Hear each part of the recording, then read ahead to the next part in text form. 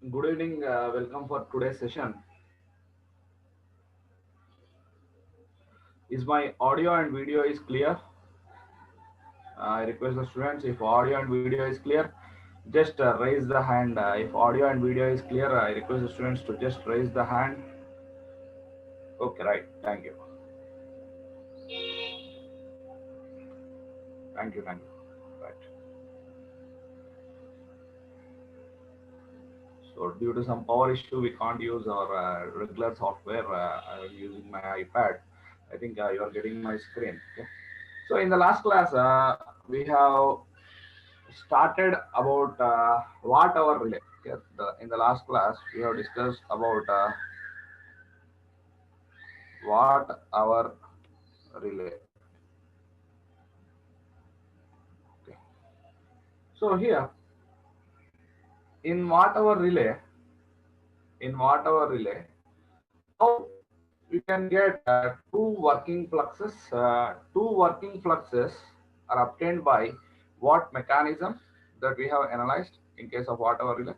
Two working fluxes are obtained by using quadrature winding mechanism. Okay. In case of water relay,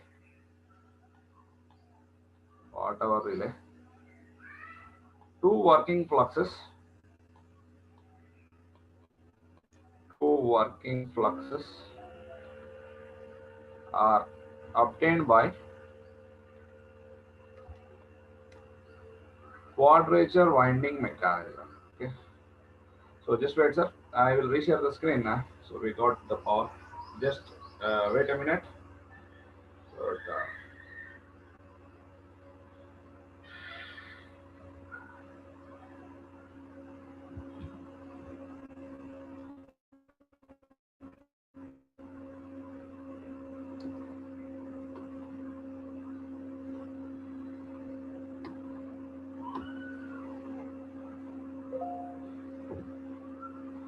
okay.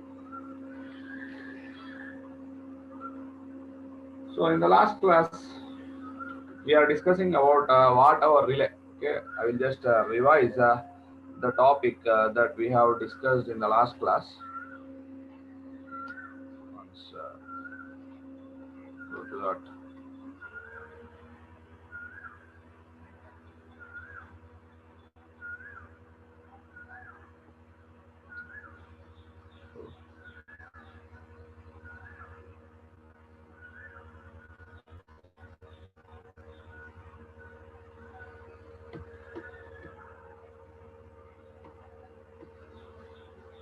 So in the last class, we have discussed about this watt hour relay. Okay, here the two fluxes. How we are able to get the two working fluxes in case of watt hour relay by using the quadrature winding mechanism. Here, two windings are in quadrature. Okay, now here as that is possible in case of watt hour relay. Okay, one coil here I have excited with PT and the other coil is excited with CT. Whenever it is excited with PT, get what voltage, it draws the current IV and develops the flux 5V and develops the flux 5V. Okay, and this lower electromagnet coil which is placed on this is excited with what CT is excited with CT and it is subject to current and develops the flux 5S. Okay. Here, if required, we can use the shading band. If required, only we will use the shading band. I will explain in today's class. Without shading band, what will be the analysis? Without shading band, what will be the analysis? We will look at that. So, if you are using shading band is nothing but what a copper coil. Shading band is nothing but a copper coil. So, copper coil means highly inductive nature. So current lags the voltage by how much? 90 degrees. If you want to adjust the phase between V and IV as 90 degrees, we can use what? This shading band. If not, we cannot, we don't require to use that. We'll see without shading band analysis also. Now, so if you are using the shading band, the phase between V and IV is adjusted as 90 degrees. So the flux and current, which is due to that excitation, will be in phase. IV and 5V will be in phase. So and the other coil is excited with CT, and the other coil here, it is excited with CT, it is subjected to current I and develops the flux phi SE. As you know, in a practical network, most of the loads are what? Lagging loads. Almost all loads are lagging in nature, that is inductive loads. So the current I also lags the voltage V by power factor angle phi, power factor angle phi. Okay, so the phi SE flux will be also in phase with this. So whatever the force expression that we have derived in case of shaded pole type relay can be used in case of watt hour relay also. Okay, because the procedure, how you are getting two fluxes may be different, but the two fluxes are linking with the same aluminum disc here, aluminum disc here. Okay, so we can use the same expression. So what is the expression of shaded pole type relay? K1 is equal to phi m1 phi m2 sine of angle between phi 1 comma phi 2. So instead of phi m1 we have the flux phi b. Instead of phi m2 here we have the flux phi se, and the angle between the fluxes is theta. So we got the expression F naught is equal to K1 Vi cos phi. So here if you observe, this operating force depending on what? Magnitude of current as well as phase. So whenever the relay is sensing both magnitude and phase, we can use that relay as what? A directional relay. In the last class I have said. So if the relay can sense both magnitude and phase, we can use that relay as what? A directional relay. If the relay can sense both magnitude and phase, you can use that relay as a directional relay. Now, I have written that point here, as the operating force is depending on both magnitude and current, the magnitude of current and phase, we can use whatever relay as a directional relay. Now in this class, let us see how to use the whatever relay as a directional relay, and how can we implement that? How can we implement that? Now let us try to solve. Okay,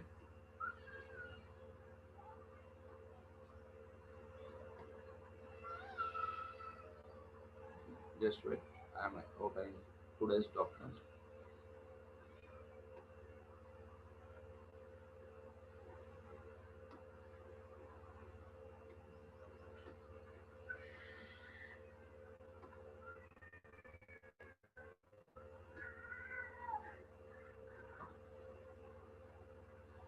Now let us start our discussion for today.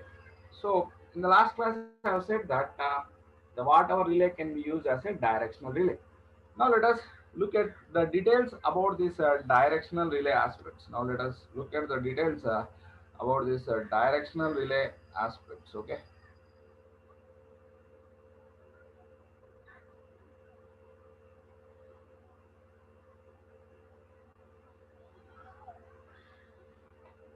Now I request the students wants to check my audio and video. If audio and video is clear, just raise the hand. Some of the students are saying that audio is not clear. I request the students wants to check my audio and video. Is it clear? If it is clear, just raise the hand. If audio and video is clear, just raise the hand. Okay, right. Almost all the students have been raised their hands. Okay, right. Thank you. Now, so if you observe a generator delivering power to load, delivering power to grid, alternator is delivering power to grid. So during normal condition, the current direction is from what? During normal condition, the current direction is from alternator to grid. Okay. During normal condition, the current direction will be from alternator to grid. A relay has been placed here to detect any fault that is taking place in the network. Okay. During normal condition, the current direction is from alternator to grid. Now, when short circuit fault takes place, suppose there is a short circuit fault taking place in the network, this line. So here, the fault will be from both the sides. Alternator will also deliver the fault. The grid also delivers the fault current. The grid also delivers the fault current. So, if you observe the fault current direction and normal current direction through the relay, is there any change in direction of current or not? Yes, there is a change in direction of current from normal condition to fault condition. This relay is observing what? R means relay here. So this relay is observing the change in direction from normal condition to fault condition. Okay. Now let us analyze without shading band. Let us analyze the performance of the watt hour relay without shading band, without shading band. if you are not using shading band, without shading band. If you are not using shading band, the current through the PT coil will not lag exactly by 90 degrees. That means the coil is not uh, in pure inductive nature. So here the current IV, that is through the PT coil, lags by some phase theta v. Okay, so the flux phi v which is due to IV will be in phase with the flux which is developed due to current IV will be in phase with IV. Okay. Now this is about PT coil excitation. Here, as the fault current direction is reversed. Now let us indicate that this is the set current direction. I will say why I am indicating the current in this direction. This is the set current direction. So this has to operate. So the flux phi SC will be in phase with this. Flux phi SC will be in phase with this current. Okay. Now if you observe the operating force expression, what is the operating force expression? Some constant K1. Now let us discuss one topic regarding that operating force expression. Now when this operating force expression will be maximum, what is the operating force expression that we got? Phi m1, phi m2, omega by r sine phi, sine of angle between phi 1 comma phi 2, sine of angle between phi 1 comma phi 2. This question was asked in previous IES exam. When the operating force will be maximum, what is the condition that must be satisfied for the operating force to be maximum? What is the condition that must be satisfied for the operating force to be maximum? What condition must be satisfied? Observe here. So the question was given like this. First option is by using low resistance aluminum disc, aluminum disc. So if you use low resistance aluminum disc, the force will be maximum or not? So if you use low resistance aluminum disc, resistance is low means force will be maximum. That was objective A. And objective B is given as by having by having minimum air gap, minimum air gap, air gap between disk and the core, between disk and core, between disk and the core.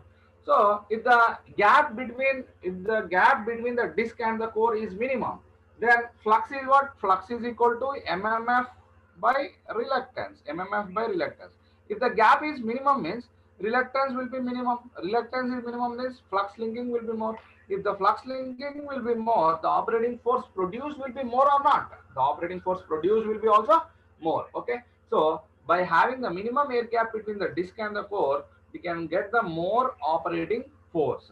That was the option B given. Option C given as by having angle between two fluxes, two fluxes phi 1 comma phi 2 as 90 degrees, phi 1 comma phi 2 as 90 degrees, by having the angle between two fluxes as 90 degrees. So sine 90 is 1. So if the angle between two fluxes is 90 degrees, the operating force is maximum. Now what is our analysis? The operating force can be increased by using low resistance aluminum disc, by having the minimum air gap between the disc and the core, and by having the angle between two fluxes as 90 degrees. So for having the operating force to be more, that means operating force can be maximized by using these three techniques. Okay, I got my point. I think the operating force can be maximized by using these three techniques. Now come to our discussion here. Come to our discussion. So now I am analyzing without shading band, shading band. So if you are analyzing without shading band, so here the flux phi v and this is the flux phi sc. Okay. Now when the force is maximum, if the angle between two fluxes is how much? 90 degrees. If the angle between two fluxes is 90 degrees, that means here you can draw one line which is known as maximum torque line. This line indicates what? A maximum torque line. This is known as maximum torque line. This is known as maximum torque line. The angle between the flux phi v and maximum torque line is 90 degrees. Maximum torque line is 90 degrees. So this line is perpendicular to this. What it shows, when the two fluxes align at 90 degrees, you will get maximum torque. When two fluxes align with 90 degrees, you will get maximum torque. Understood my point here? Okay. Now let the angle between this V and maximum torque line be tau. Angle between V and maximum torque line is how much? Tau. Okay. Now, what is the operating force expression? What is the operating force expression? General operating force expression is what? Some constant K1 into phi V into phi SC into sine of angle between what? Phi V comma phi SC. Sine of angle between phi V comma phi SC. So what is the angle between this V and I? That is power factor angle phi. Okay. Now here you can rewrite this equation as what? F naught is equal to some constant K1. So instead of phi V is directly proportional to V. Phi SC is directly proportional to I. In the last class we have discussed. No, phi V is the voltage for flux due to PT excitation. Phi SC is due to what? Current excitation. Instead of phi V we can write it as what? V. Instead of phi SC we can write it as I. Sine of, what is the angle between phi V and phi SC? This is the flux phi V and this is phi SC. Here, what is the angle between phi V comma phi SC?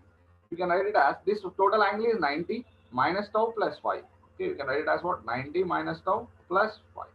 So if you rewrite this expression, we can write it as K1 Vi cos of phi minus tau. K1 Vi cos of phi minus tau.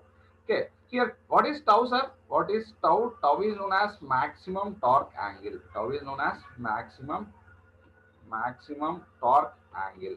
Okay, torque angle.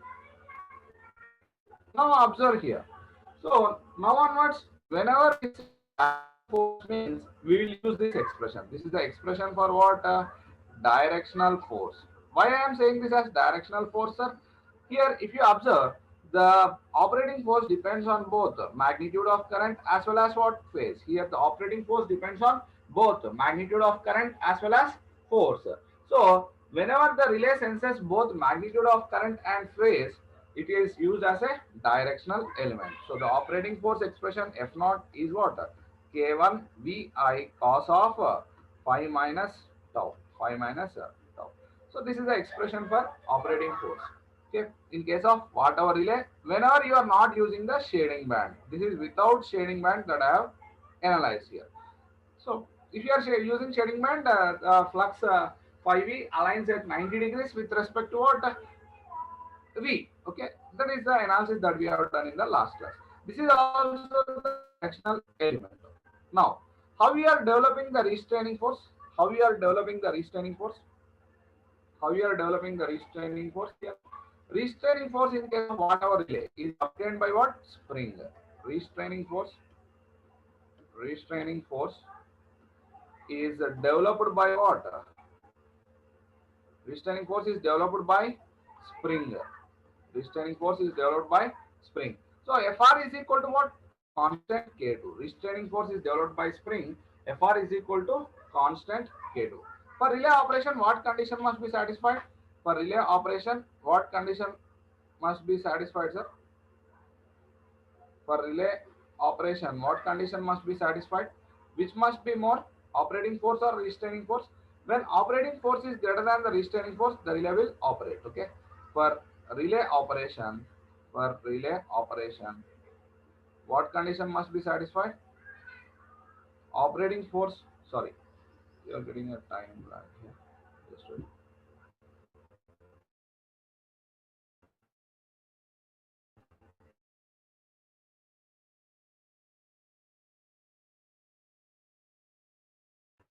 Okay. For relay operation, what condition must be satisfied? When operating force is greater than restraining force, the relay will operate. When operating force is greater than the restraining force, the relay will operate. Now let us analyze the boundary condition. So let us consider at verge of operation. At verge of operation means when operating force is same as restraining force. What is the operating force expression? K1 Vi cos of phi minus tau. Okay. Restraining force is what? K2. So at virtue of operation, operating force is same as what? A restraining force. So here operating force is what? K1 Vi cos of phi minus tau is equal to restraining force is what? K2. Restraining force is K2. So we have considered the boundary operation. Now observe here. If cos of phi minus tau is fixed, if cos of phi minus tau is fixed, here if you consider the cos of phi minus tau is also constant, then how you can write this equation? Some constant k1 dash into v into I is equal to constant k2. That means v into I is constant. V into I is some constant. So if you draw V into I is constant, if you plot the variation of voltage with respect to time, sorry. So if you plot the variation of voltage with respect to time, what do you get, sir? Sorry, voltage with respect to current, not time. Voltage with respect to current. What is the relation between voltage and current here? What is your observation here? What is the relation between voltage and current? Inverse relation. Voltage and current is inversely related here. Voltage and current is inversely related. So in which region the relay operates? In this region the relay will operate. This is the region of relay operation. In this region, the relay will not operate. In this region, the relay will not operate. So this is the non-operating region. Okay. So what is your observation here? For operation of the relay, we require minimum voltage and minimum current. For operation of the relay, we require what? Minimum voltage and minimum current. If the voltage is less than minimum voltage or current is less than minimum current, the relay is not in operation. If the voltage is less than minimum voltage or current is less than minimum current, the relay will not operate. Okay, listen this carefully. If the voltage is less than minimum voltage or current is less than minimum current, the relay will not operate. NOP means not operation, not in operation. So this is the non-operating region. What is the problem with this? So what we got here, voltage into current is constant. Voltage into current is constant. That we got. So if you plot the variation of voltage with current, our plot is like this. It is inverse relation. So what is the problem here? What is the problem here? Now let us analyze like this. So when line to ground fault takes place, when LG fault takes place, what is the consequence of short circuit fault, sir? What is the consequence of short circuit fault? What is the consequence of short circuit fault? What is the consequence of short circuit fault that we have analyzed in the yesterday's class, first class? So short circuit fault results in what? Increase in current magnitude increases, voltage magnitude decreases. Current magnitude increases and voltage magnitude decreases. So whatever the operating force is some constant k1 dash into v into I if cos of phi minus tau is fixed. Here current magnitude is increased, voltage magnitude is decreased. Voltage magnitude is decreased. The product almost remains what? Constant, or that is same as before fault. That is same as before fault. So there is no change in operating force from normal condition to fault condition, because short circuit fault is resulting in what? Increase in current and decrease in voltage. Short circuit fault is resulting in increase in current and decrease in voltage. But the operating force is almost constant. So the relay is not operating. So the relay is not operating. So what happens?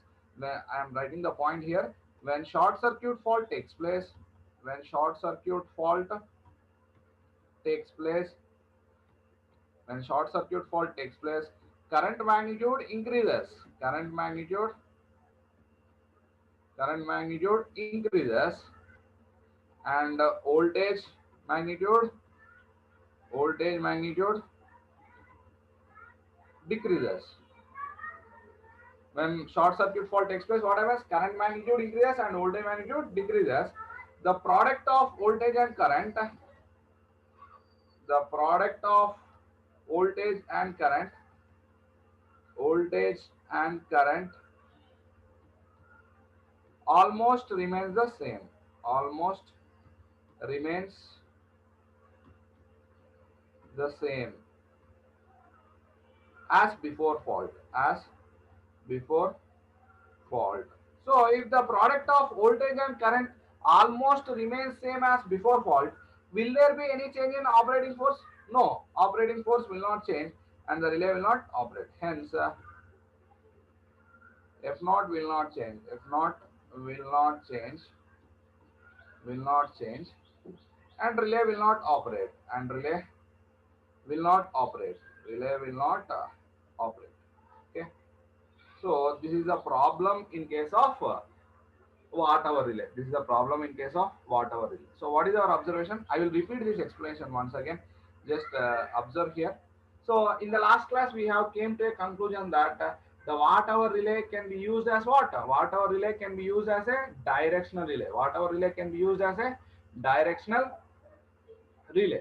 So directional relay means it will check both the magnitude of current as well as phase. Now I have analyzing the um, condition. During normal condition, the current direction is from alternator to grid. Relay observes the direction of current in this way. But when short circuit fault takes place, the fault current direction is reversed. So the relay should operate for the fault current direction. The relay should operate for the fault current direction. Here I have shown the phasor diagram without shading band. Here I have not used the shading band. If you are using the shading band, current IV lags the flux. Sorry, current IV lags the V by 90 degrees. But I am not using the shading band. That's why it lags by theta V. Okay. So this is the IV.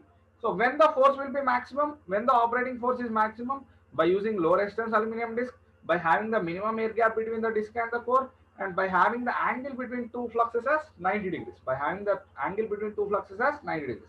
That means we came to a conclusion that when the angle between two fluxes is 90 degrees, the operating force is maximum. So I have drawn a line which is perpendicular to this phi v and indicated it as maximum torque line. So the line which is perpendicular to phi v is known as maximum torque line. Okay, this tau is known as V and maximum torque line is maximum torque angle, and this is power factor angle. Okay, instead of phi v we can write it as V, instead of phi SE you can write it as I. What is the angle between this flux phi v and phi SE? 90. This is the total angle is 90 minus tau plus phi. So 90 minus tau plus phi is nothing but cos of phi minus tau. So whenever you are saying the directional force, now onwards, whenever you say the directional force, we will use this expression. This is a standard expression for directional force. Okay, V I cos of phi minus tau. Okay. So now restraining force, how we are developing? Restraining force is developed by spring. Yesterday's class I have said restraining force is developed by spring. Fr is equal to K2. For relay operation, what condition must be satisfied? Operating force must be greater than the restraining force, then the relay will operate. Now let us consider the boundary condition. Now for analysis, let us consider the boundary condition. At boundary condition, what will happen, sir? At boundary condition, what will happen? At boundary condition, both, that is at verge of operation, both operating force and restraining force will be equal. That is nothing but verge of operation or boundary condition. Okay, boundary condition. Okay, operating force is F naught is equal to K1 Vi cos of phi minus tau, Fr is equal to K2. When you equate both, and if you consider cos of phi minus tau is fixed for that instant, at that instant if cos of phi minus tau is fixed, what do you get? This is also a constant, so you can modify it as some K1 dash into V into I is equal to K2. So the product of voltage and current is constant. So what is your observation? You will get inverse relation. You will get inverse relation between voltage and current. So if you plot the diagram or the graph between voltage and current, you will get the curve like this. Okay. So in this region, the relay will operate. In this region, the relay will not operate. So what is your observation? This NOP means not operating region. NOP means what? Not operating region. Okay. So what is the problem with this? When short circuit fault takes place, the current magnitude increases and voltage magnitude decreases. Voltage magnitude decreases.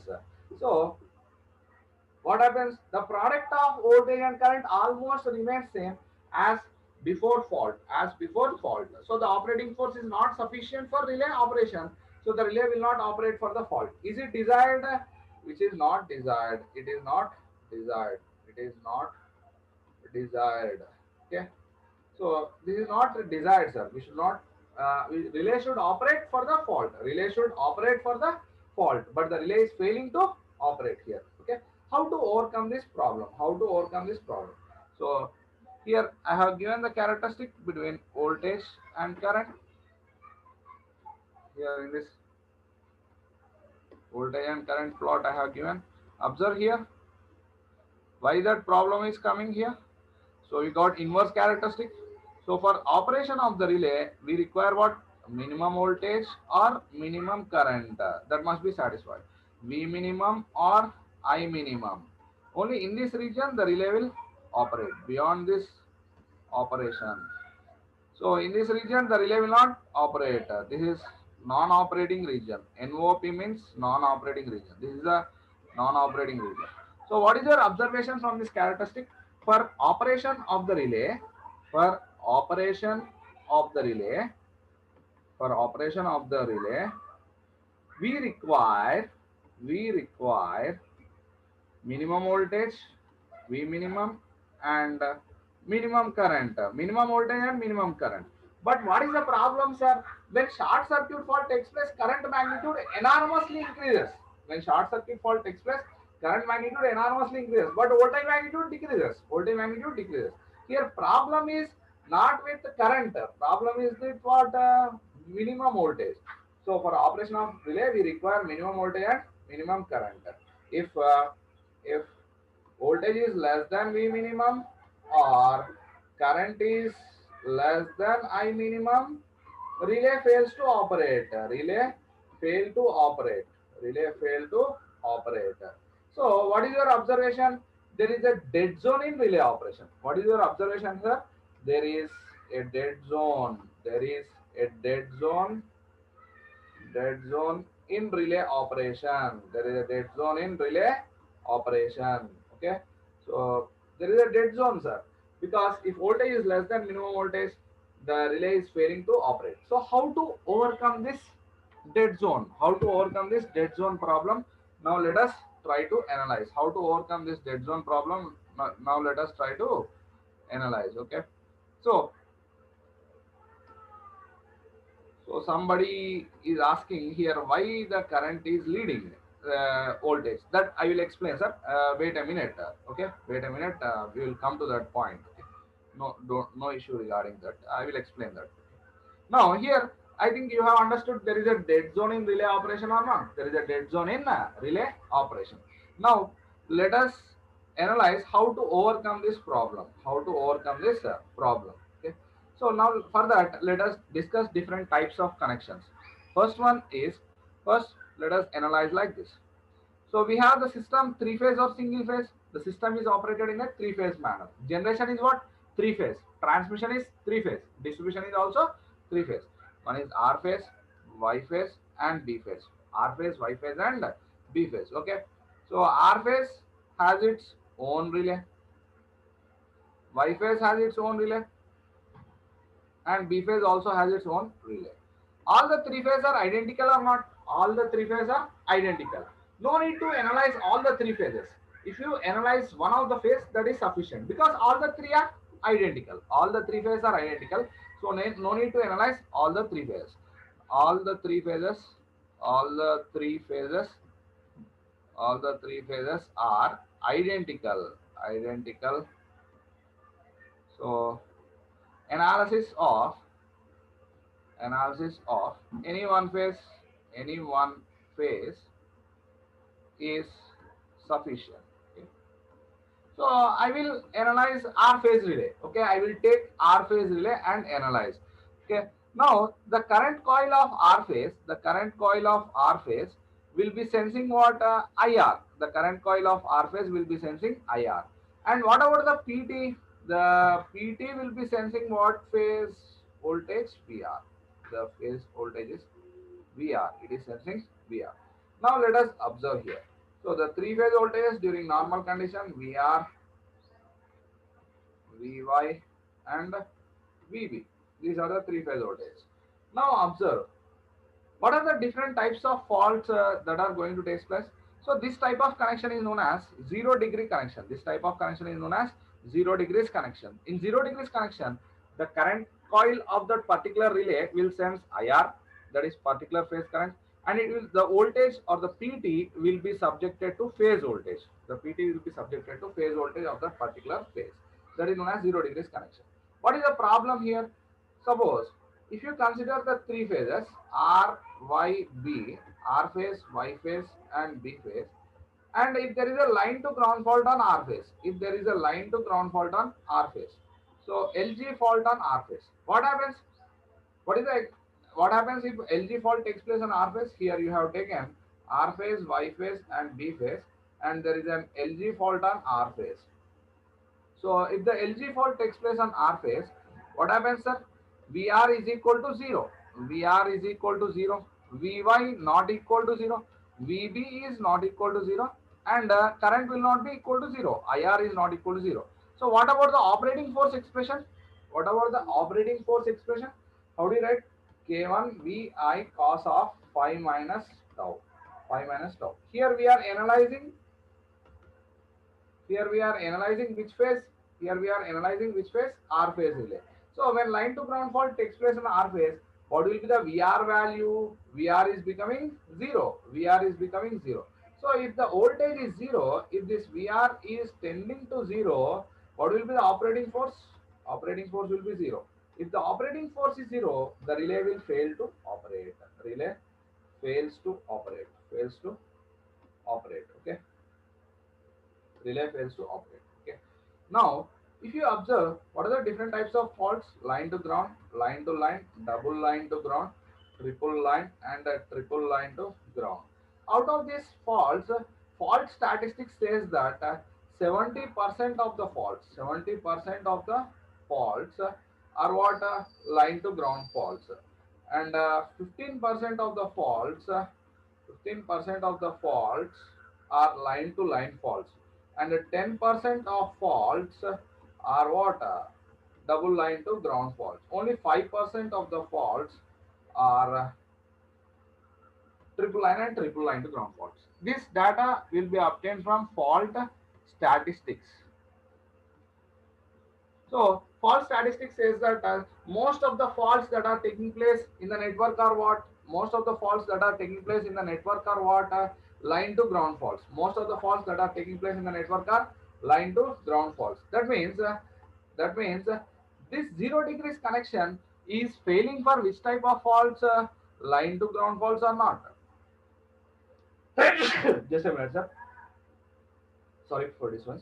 So 0 degrees connection, 0 degrees connection is losing sensitivity for line to ground faults or not? Yes or no? Because VR is 0 during fault, so the operating force becomes 0, so the relay is failing to operate. So this is 0 degrees connection. The 0 degrees connection, current coil senses IR and PT senses the respective phase voltage. Here I am analyzing R phase relay because all the three phases are identical. No need to analyze each and every phase every time. Analysis of any one phase is sufficient. What I have considered? Three phase system I have considered. Relay. Relay has two inputs. One is voltage input and the other is current input. Current input is IR. Voltage input is phase voltage of the respective phase. But whenever you consider the line to ground fault on that respective phase R, VR becomes 0. Short circuit, no, voltage becomes 0. VR is equal to 0. Vy not equal to 0. Vb not equal to 0. IR not equal to 0. So if VR is 0, operating force is becoming 0. So the relay fails to operate. That means 0 degrees connection is losing sensitivity for which type of faults? Line to ground faults. So 0 degrees connection is not preferred. Okay. So as 0 degrees connection, as 0 degrees connection is losing sensitivity for line to ground faults, it is not preferred. Preferred. It is not preferred. So how to find the solution? Here 0 degrees connection is losing sensitivity for line to ground fault. So it is not preferred. So then how to find the solution, sir? Here if you observe, when line to ground fault takes place on R phase, R phase voltage becomes 0. R phase voltage becomes 0. But Y phase and B phase voltages are existing or not? Y phase and B phase voltages are existing. Understood my point? When line to ground fault takes place in R phase voltage becomes 0, but Y phase and B phase voltages are existing. So then they have think like that. Instead of connecting, here the problem is with voltage, not with the current. Instead of connecting PT for R phase, let us connect between line voltage of Y and B phase. Then what will be the solution? Now let us observe like this. Okay. So what they have done? So the current coil will sense IR only, but the the PD voltage will be changed. Now observe what will be the values of I phase and B phase. Now here the PD, that means potential transformer, which is sensing the voltage. Previously it was sensing R phase voltage, but now instead of that, if you connect between Y phase and B phase, what it will sense? VYB. It will sense what? Line voltage of VYB. VY minus VB it is sensing. VY minus VB it is sensing. So actually it should sense what voltage? VR, but now it is sensing VYB. Okay, VR, VY, VB. Okay. So VYB is nothing but VY minus VB. So minus VB comes here. Okay, minus VB. So where will be the value of VYB? Here. This is VYB. This is what? VYB. So what is the out? How much phase that you will get? Actually, it should sense VR, but now it is sensing VYB. That's why it is known as what? 90 degrees. This phase is 90 degrees. That's why it is known as what? 90 degrees connection. This is known as what? 90 degrees connection. Okay. Now, let us check, is there any advantage with this 90 degrees connection or not? Is there any advantage with this 90 degrees connection or not? Let us observe here. In 90 degrees connection, what you have done? Current coil is sensing IR only, but the problem is voltage, no, in 0 degrees connection. Now we have reformed that by connecting between Y and B line voltage. Now let us observe here. So now let us take the three-phase system RYB, and there is a line to ground fault on R phase. Line to ground fault is taking place on R phase. Line to ground fault on R phase. What happens? VR becomes 0. VR becomes 0. But Vy not equal to 0 and Vb not equal to 0. As Vy and Vb are not equal to 0, and IR is also not equal to 0. Vy Vb not equal to 0, Vyb, that is Vy minus Vb, Vy minus Vb, it is also not equal to 0. That means voltage is existing as well as what? Current is also existing or not? Voltage is existing and current is existing. So the operating force expression is what? Some constant K1 Vi cos of phi minus tau. Here voltage is existing, Vyb existing, current is also existing. So the relay operates or not? Operates. So relay operates. Relay operates for LG fault. LG fault. So whatever the problem that you have encountered, in 0 degrees connection is overcome in this 90 degrees connection or not? Is overcome in this 90 degrees connection or not? Yes or no? So I will explain the 0 degrees connection and 90 degrees connection once again. Just listen carefully. Don't confuse, just listen here. So in 0 degrees connection, now observe here, in 0 degrees connection, observe sir, in 0 degrees connection, current coil is sensing IR, and PT potential transformer is sensing phase voltage of R phase. So here all the three phases are identical, no need to analyze all the three phases, we will analyze any one of the phase. Here I am analyzing which phase? R phase. Here I am analyzing R phase voltage. So R phase relay. Okay, R phase relay. So R phase relay is subjected to phase voltage of R phase. Now when line to ground fault takes place on R phase, what happens? R phase voltage becomes 0. Short circuit means voltage 0. Okay, VR equal to 0, IR not equal to 0, Vy not equal to 0, Vb not equal to 0. But operating force expression that we have derived is what? K1 Vi cos of phi minus tau. So it is subjected to VR voltage. So voltage is becoming 0, F naught is 0. If operating force is 0, will the relay operate? No, the relay will not operate. The relay will fail to operate. F naught is equal to 0. The relay fails to operate. So if you observe the fault statistics, fault statistics says that 70% of the faults are what? Line to ground faults. 15% of the faults are line to line fault. 10% of the faults are double line to ground fault, and 5% of the faults are triple line and triple line to ground fault. That means 0 degrees connection is losing sensitivity for which type of faults? 70% of the faults it is losing. Okay, so that connection is not preferred. It is not preferred. That's why what we have done, we have changed the PT connection. Because the problem is with voltage. Now instead of connecting between R phase, we are subjected to line voltage of VYB. Now here VYB is out of phase with VR by 90 degrees. That's why it is known as 90 degrees connection. Though there is no other meaning. That's why it is known as what? 90 degrees connection. Okay.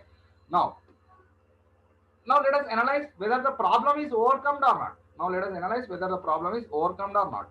When line to ground fault takes place in R phase voltage becomes what? Zero. R phase voltage becomes zero. IR is not equal to zero. But V by VB are not equal to zero. So V by B is existing or not? Existing. So the relay operates for line to ground fault or not? Yes. The relay operates for line to ground fault. So this is one solution. Somebody may think, why to connect between Y and B?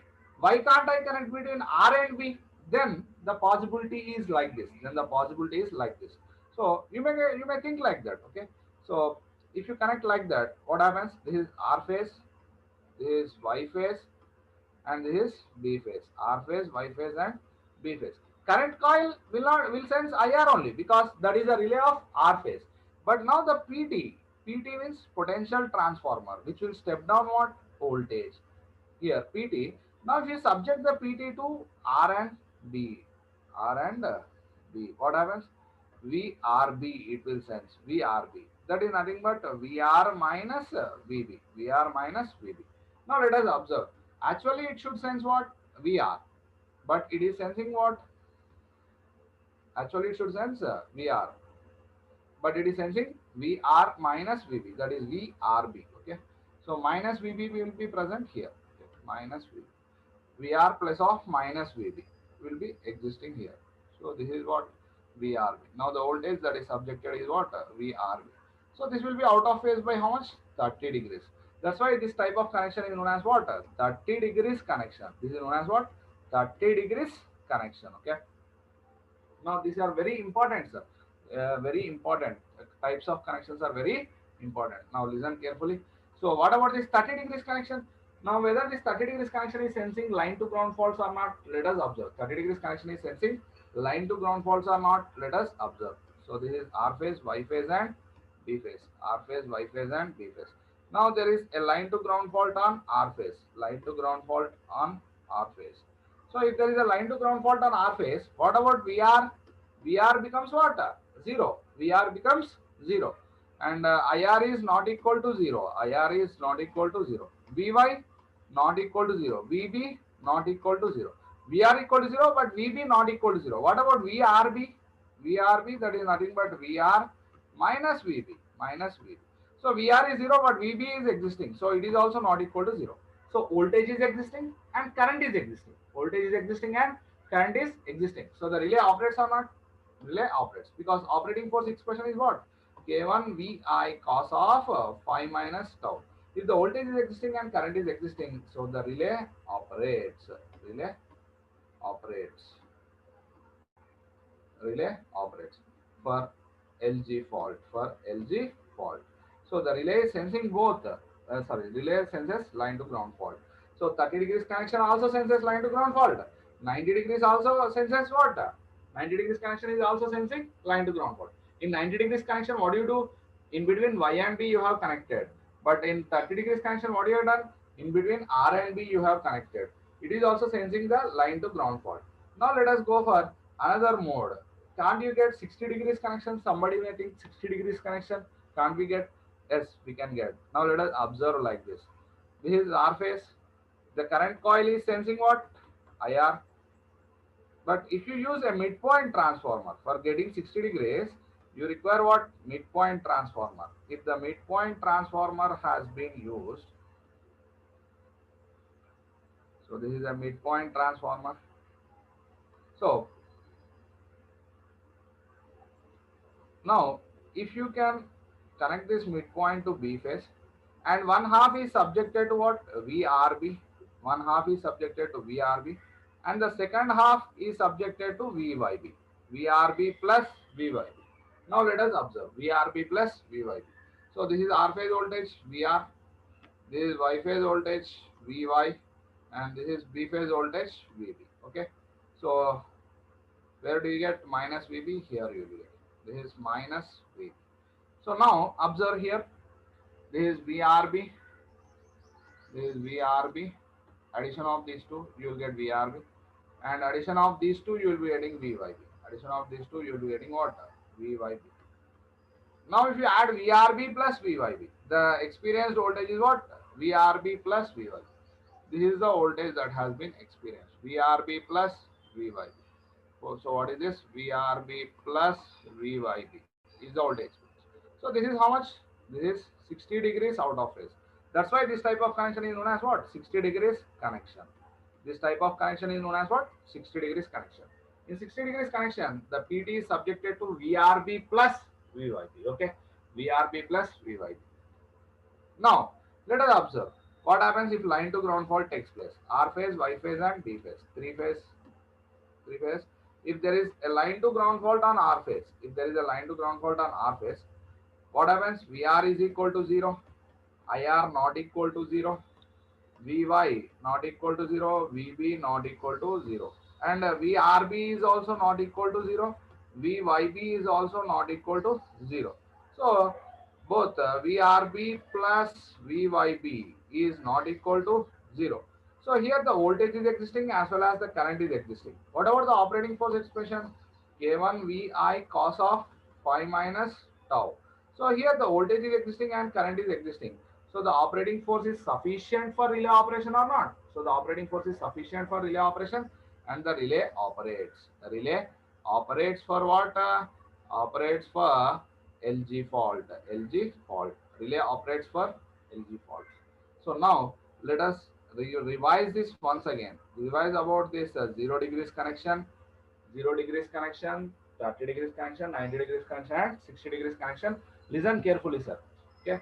So in 0 degrees connection, I am analyzing with respect to R phase relay. I am analyzing with respect to which phase relay? R phase. Because all the three phases are identical. No need to analyze separately. Current coil will sense IR. PT is subjected to what? Phase voltage of R. This is the R phase voltage. R phase voltage, VR. R phase voltage. It is subjected to R phase voltage. Now observe here. So when line to ground fault takes place on R phase, what happens? VR is equal to 0 and IR not equal to 0. Vy not equal to 0, Vb not equal to 0. But here it is subjected to VR. So VR is 0, so the relay has to operate. So that's why 0 degrees is not preferred. 0 degrees connection is losing sensitivity for line to ground faults. Most of the faults are what? Line to ground faults. So that's why we will not prefer 0 degrees connection. Then we have gone for 90 degrees connection. To overcome that voltage, we have gone for 90 degrees connection. In 90 degrees connection, PT is connected between Y and B. And 90 degrees is sensing line to ground fault or not? Yes, because VR is 0, Vy, Vb exists. So the relay is operating. Then we have gone for another mode. If you connect between R and B, you will get it as 30 degrees connection. You will get it as 30 degrees out of phase. So this is, even this 30 degrees is sensing the line to ground faults. Next, we have gone for 60 degrees connection. Here you have midpoint transformer. One half is subjected to VRB and the other half is subjected to VYB. So VRB plus VYB. So even this 60 degrees connection is also sensing line to ground faults. Now the question is, which connection is to be preferred? Which is to be preferred? Which connection is to be used? So here, which is which connection? Which connection is mostly used or preferred? Option A 0 degrees, option B 90 degrees, option C 30 degrees, option D 60 degrees. Which connection is mostly preferred? So how do you solve this? What will be the answer for this? 0 degrees is ruled out. 0 degrees is ruled out because 70% of the faults it is not sensing. But 90 degrees, 30 degrees and 60 degrees are sensing line to ground faults. But what about different other faults? Line to line, double line to ground, triple line to ground. Okay. Now we need to check which connection gives more sensitivity. That means which connection is sensing most of the faults. That type of connection is to be preferred. So how do you check? Now let us analyze first R phase ground, that is line to ground fault. Let us analyze. First let us consider line to ground fault on R phase. So R phase, Y phase and B phase. So when the R phase has been grounded, RG fault. So for RG fault, what happens? VR is equal to 0, Vy not equal to 0, Vb not equal to 0. So Vyb not equal to 0, Vrb is also not equal to 0 because Vyb not equal to 0, Vy not equal to 0. And what about IR? IR is not equal to 0. So this is the case study of line to ground fault. Now similar way, we need to analyze for line to line fault, double line to ground fault, and triple line to ground fault and triple line fault. Observe this carefully, sir. I will explain once again. Don't be in a hurry. Line to line fault, line to line fault. How many possibilities are there with respect to R phase? Line to line fault, this is R Y B. There are two possibilities. No, with respect to R phase, R Y B. There are two possibilities. That is, R and Y may get short circuited, and R and B may also get short circuited. R and B also may get short circuited. So RY fault, RY fault, and this is RB fault, RY fault and RB fault. So what about RY fault and what about RB fault? Now let us analyze. So when RY VR is equal to Vy, you will get. Here VR is equal to Vb, you will be getting. It is not equal to 0, not equal to Vb here, not equal to Vy here. So what do you get here? IR not equal to 0, IR not equal to 0. Here also IR is not equal to 0. What about Vyb here? Vyb is also not equal to 0. Vrb is also not equal to 0. Here Vyb is not equal to 0, but Vrb will become 0. Observe here. Vrb becomes 0 because VRB is 0 because R and B are having same because they are short circuited. VR is equal to VB. This is a line to line fault. On the same lines, we need to analyze for other faults. What are the other faults? What are the other faults? Double line to ground fault, double line to ground fault. So with respect to R phase, how many double line to ground faults may take place? Two faults, RYB, RY and B. So there are two possibilities. What are those two possibilities? R and Y may short circuited to ground, and R and B may short circuited to ground. R and B may short circuited to ground. So here RY grounded and RB grounded. So here VR is equal to Vy is equal to 0. Vb not equal to 0. Here what you get?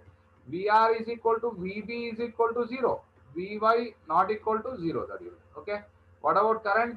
IR not equal to 0. IR not equal to 0. What about Vyb? Vyb not equal to 0 because Vb existing, no. And here also Vyb not equal to 0. What about Vrb? Vrb not equal to 0 because Vb existing. But here, if you observe, Vrb is equal to 0. Vrb is equal to 0. In case of what? RB grounded fault. RB grounded fault.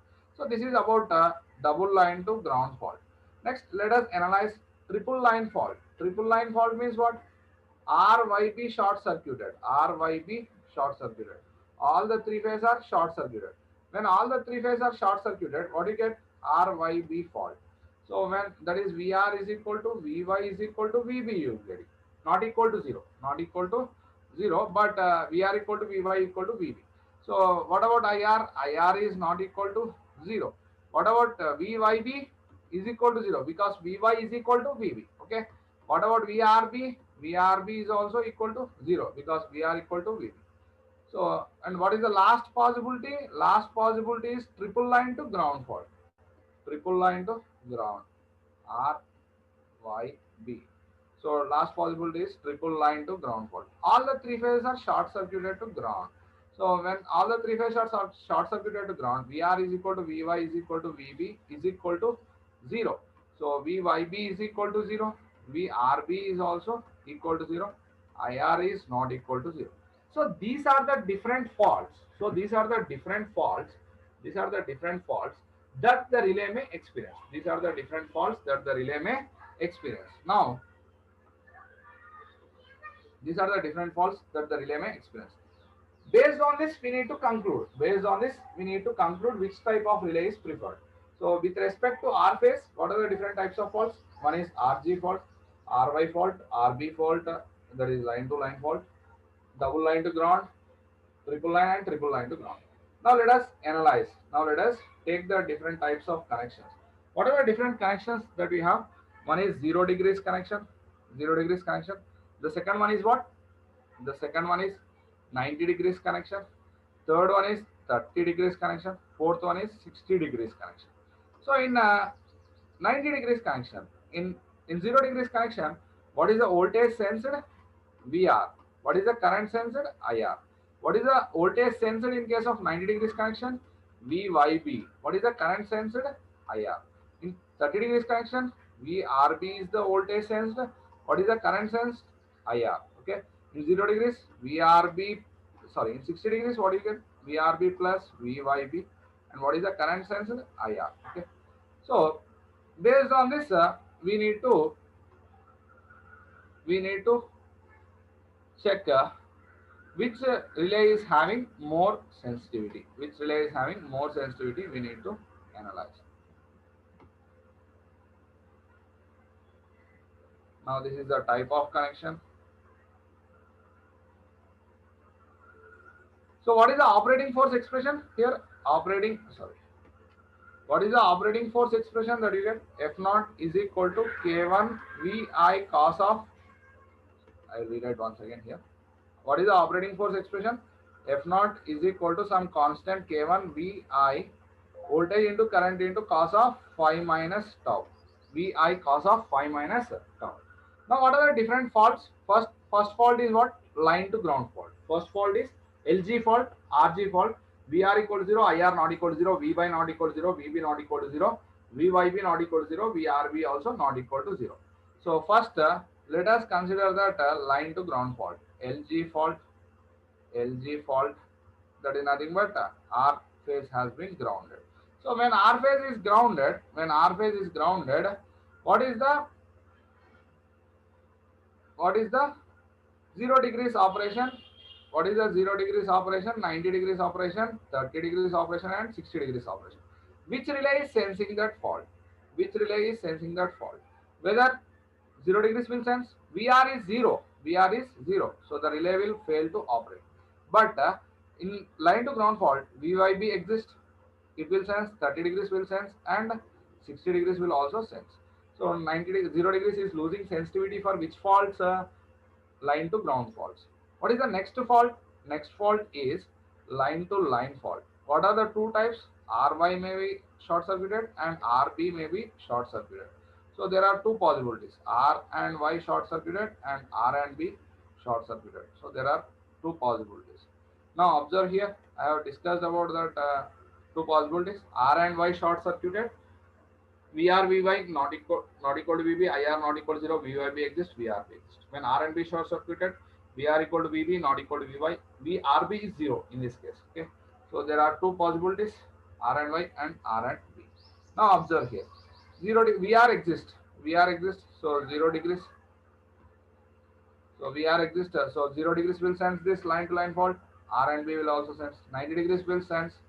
30 degrees will sense this RY, but it is losing sensitivity for this 30 degrees loses sensitivity for R and B, because if you observe here, R and B, when R and B are short circuited, VRB is what? 0. VRB is 0.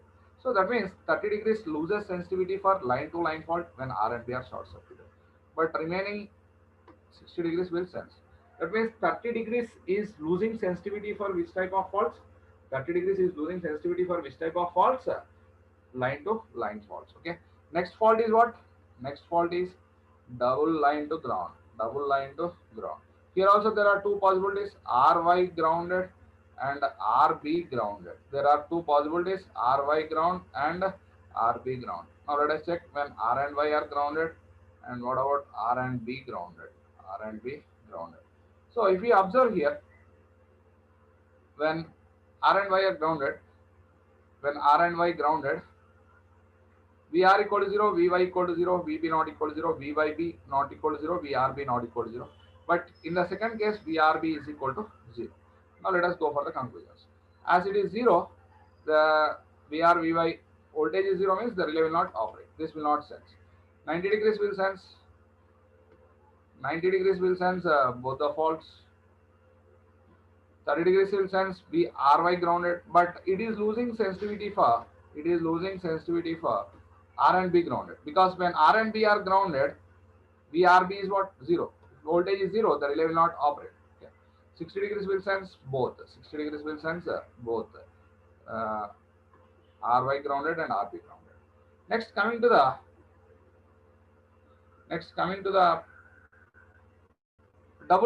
triple line fault. Next, coming to the last case, that is triple line fault. Triple line fault. So when triple line fault takes place, what happens?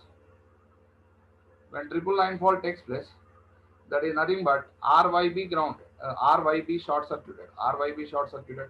0 degrees will sense that, 90 degrees will not sense, 90 degrees will not sense that fault, 90 degrees will not sense, 30 degrees will not sense, and 60 degrees also will not sense. Because VYB0, VRB0, and VRB plus VYB will be also 0. So if you observe, VYB, VRB are zeros in case of triple line fault. And coming to the last possibility, last fault, that is triple line to ground fault. Triple line to ground fault. But triple line to ground fault, 0 degrees will not sense, 90 degrees will not sense, 30 degrees will not sense, and 60 degrees also will not sense. So this is about the sensitivities of the relays. So if you observe, 70% of the faults are line to ground faults. 70% of the faults are what? Line to ground faults. So 0 degrees is losing sensitivity for that faults. So 0 degrees is ruled out. 0 degrees is not used. Now observe what 30 degrees. 30 degrees is losing sensitivity for line to line, double line to ground, triple line and triple line to ground fault. That means except line to ground, remaining all faults 30 degrees is losing sensitivity. So 30 degrees connection is also not preferred. Now observe the sensitivities of 90 degrees and 60 degrees. 90 degrees connection and 60 degrees connection have same sensitivities. 90 degrees connection and 60 degrees connection have same sensitivities. But in 60 degrees connection, we require what? Midpoint transformer. If you observe the 60 degrees connection, we require what? Midpoint transformer. So the cost will be more or less? Cost will be more. So having the same sensitivities, which connection is preferred? Which connection is preferred? 90 degrees connection is preferred. 90 degrees connection is preferred because that 90 degrees and 60 degrees have same sensitivities, but 60 degrees require midpoint transformer. That's why we prefer which type of connection? 90 degrees connection is mostly used. 90 degrees connection is mostly used. Mostly used. So in 90 degrees connection, R phase relay will experience what? Y phase relay will experience what voltage and current? B phase relay will experience what voltages and current? Now let us analyze. So what is the current experienced by the relays? What is the current quantity experienced by the relays? What is the current experienced by the relays in case of 90 degrees? It will sense IR, it will sense IY, it will sense IB. What about the voltage? What about the voltage experienced by the R phase relay in 90 degrees connection? This is VYB. Okay. This is VYB. This is VBR. This is VRYB. So here it is just wait. So for R phase, it is sensing Y and B. For Y phase, B and R. For B phase, R and Y. RY voltage. Okay. So in 90 degrees connection, these are the voltages that are experienced by the voltage and currents experienced by the relay. So 90 degrees connection is mostly used. Understood my point? 90 degrees connection is mostly preferred for using. Now I will answer your question that somebody is asking why I have shown in the first slide that the current is leading. Now coming to this slide, without shading band, I have analyzed here. Current is leading. No? Current is leading because actually this is 90 degrees connection. This is which type of connection? This is 90 degree connection. In 90 degrees connection, here you should sense VR. Here you should sense VR, but we are sensing VYB. Okay, that's why here it is showing which current. Here it is VR. It is VYB. Okay, that's why the current the current lacks VR but leads VYB. That's why I have shown like that. Okay, understood my point? So this is 90 degrees connection. I think everybody got this aspect of connections. I will explain that once again. I will explain this type of connections, why we have gone to this type of connections. So we'll start. I will explain this. This is very important aspect. I will explain this once again, sir. Just listen. Just listen. From starting, I will explain this once again. Just listen. So here in the yesterday's class, we have came to a conclusion that what our relay is a directional relay. What our relay is a directional relay. Directional relay means it will sense both magnitude as well as phase. Now, during normal condition, the current direction is from alternator to grid. But whenever the fault takes place, the current direction gets reversed. So the relay observes during normal condition, this is the direction current. But when fault takes place, current direction gets reversed. So relay should operate only during fault condition. Relay should operate only during fault condition. So what is the operating force expression? F of phi1, phi2 omega by r sine of angle between those two fluxes. Here, this operating force can be maximized.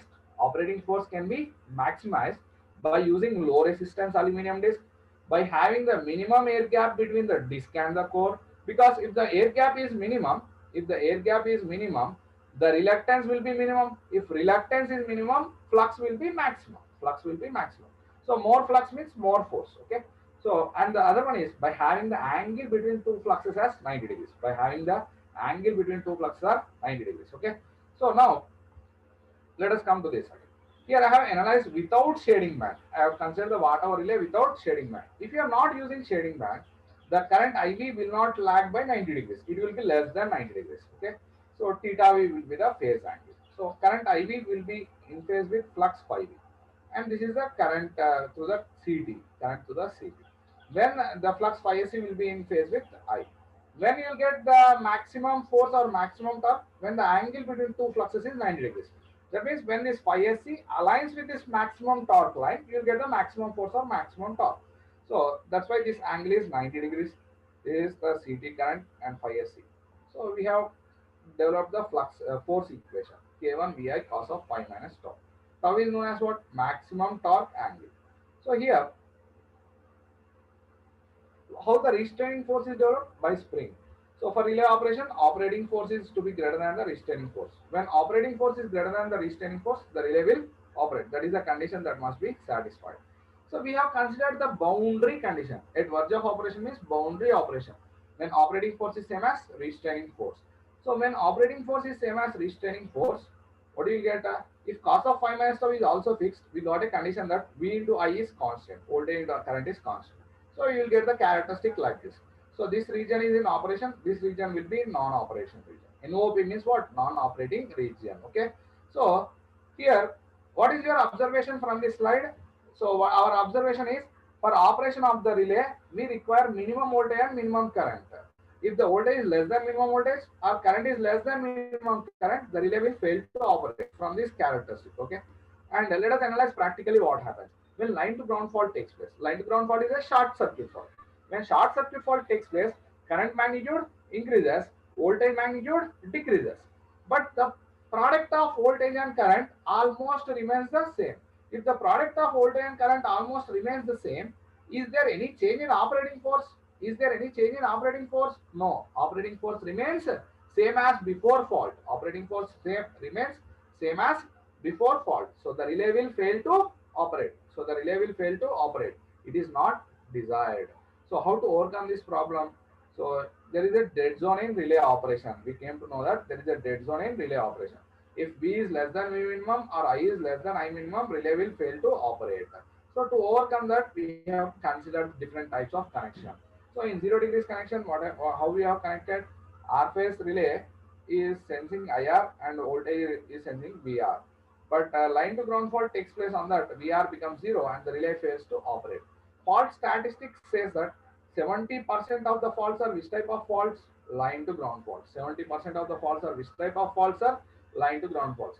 That means 0 degrees connection is losing sensitivity for what? Line to ground faults. Here problem is with what? Voltage. Here the problem is with voltage, not the current. So they have changed the voltage connection. They have changed the voltage connection like that. So then they have gone for 90 degrees connection. In 90 degrees connection, how you have connected? In 90 degrees connection, how you have connected? Instead of connecting between R phase, it is subjected to what? It is subjected to what?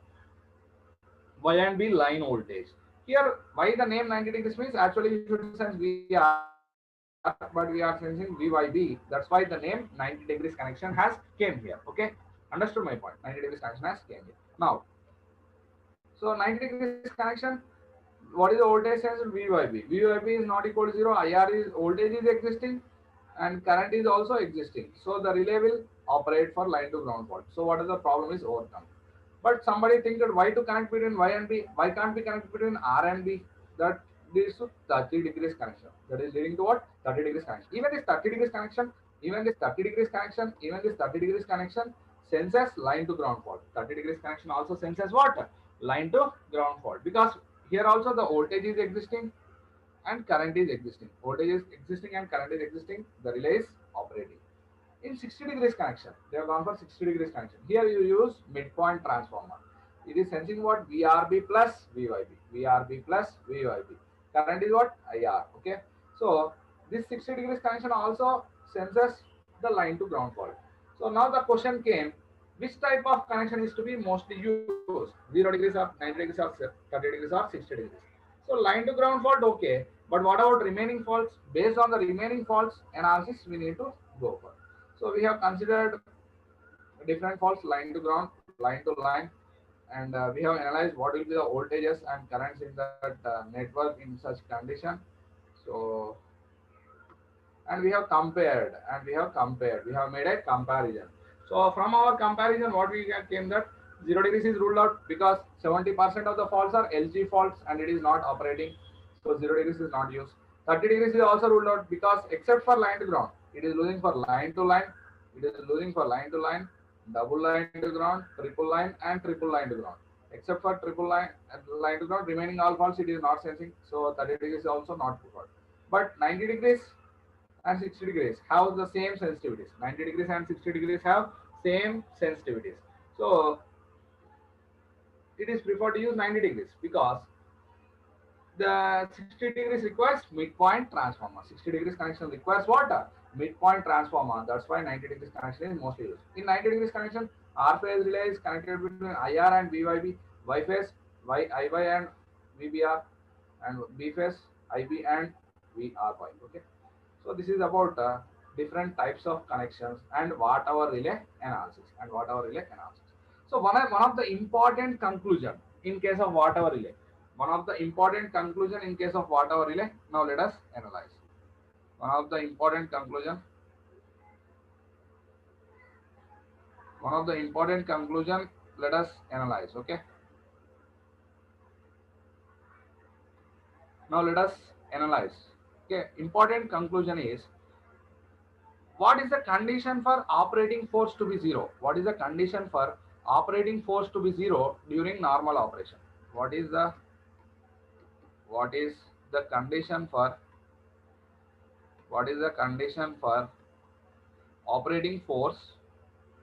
operating force to be zero during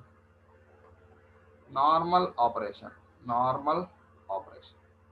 So this is very important, sir. Now observe, what is the condition for operating force to be zero during normal operation? What is the condition for operating force to be zero during normal operation? So what will be the condition? How do you derive? Now what is the expression for operating force? Let us analyze. What is the expression for operating force? First let us analyze. What is the expression for operating force, sir? F naught is equal to K1 Vi cos of phi minus tau. Okay. Now the operating force to be zero. For F naught to be zero. F naught to be zero means any of this term must be equated to zero. So which term can be equated to zero? Constant K1. K1 is a constant, so it is not equated to zero. During normal condition, is the voltage zero? During normal condition, will the voltage will be zero? No.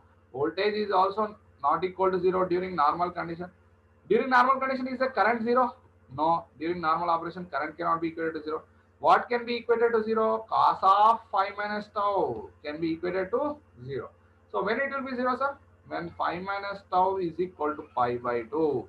When phi minus tau is equal to pi by 2, the operating force will be zero during normal operation. So what is the condition for operating force to be zero during normal operation? Pi minus tau must be equal to pi by 2. When phi minus tau is equal to pi by 2, the operating force is 0 during normal operation. Understood my point? When phi minus tau is equal to pi by 2, operating force will be 0 during normal operation. Understood my point? So this is very important objective, right? So what is the condition that must be satisfied for operating force to be 0 during normal operation? So what is the condition, sir? Phi minus tau is equal to pi by 2. So this is about watt hour relay. Okay. Now we have completed the analysis of watt hour relay as well as we have completed the analysis of shaded pole type relay. Now let us come to the third construction, that is induction cup type relay. Induction cup type relay. Now let us analyze this induction cup type relay. Now coming to the constructional view of this induction cup type relay, how this induction cup type relay is constructed. Now let us analyze. Here in case of induction cup type relay, two fluxes. Here also we require what? Two working fluxes. Two working fluxes are obtained by quadrature winding mechanism. In induction cup type relay, two fluxes are obtained by what? Quadrature winding mechanism. Two fluxes, two fluxes are obtained by quadrature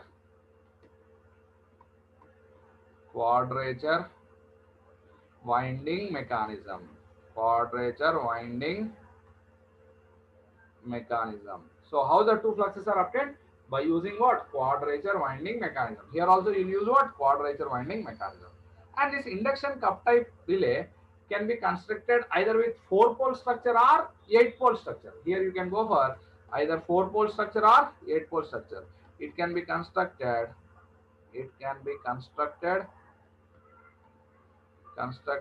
either by 4-pole or 8-pole structure. 8-pole structure. You can go for either 4-pole structure or 8-pole structure. Okay. So now let us see how the 4-pole induction type structure can be constructed. Here there are 4 poles that has been formed.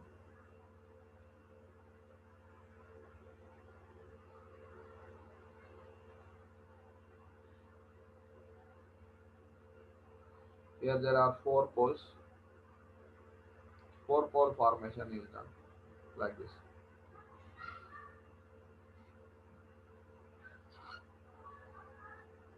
So this is a 4-pole induction cup type structure. This is nothing but an electromagnetic core. This is an electromagnetic core. Here you have two coils in quadrature. Here also how the two fluxes are obtained? By quadrature winding mechanism. Here also you have two fluxes. Here also you have two fluxes that are obtained by using quadrature winding mechanism.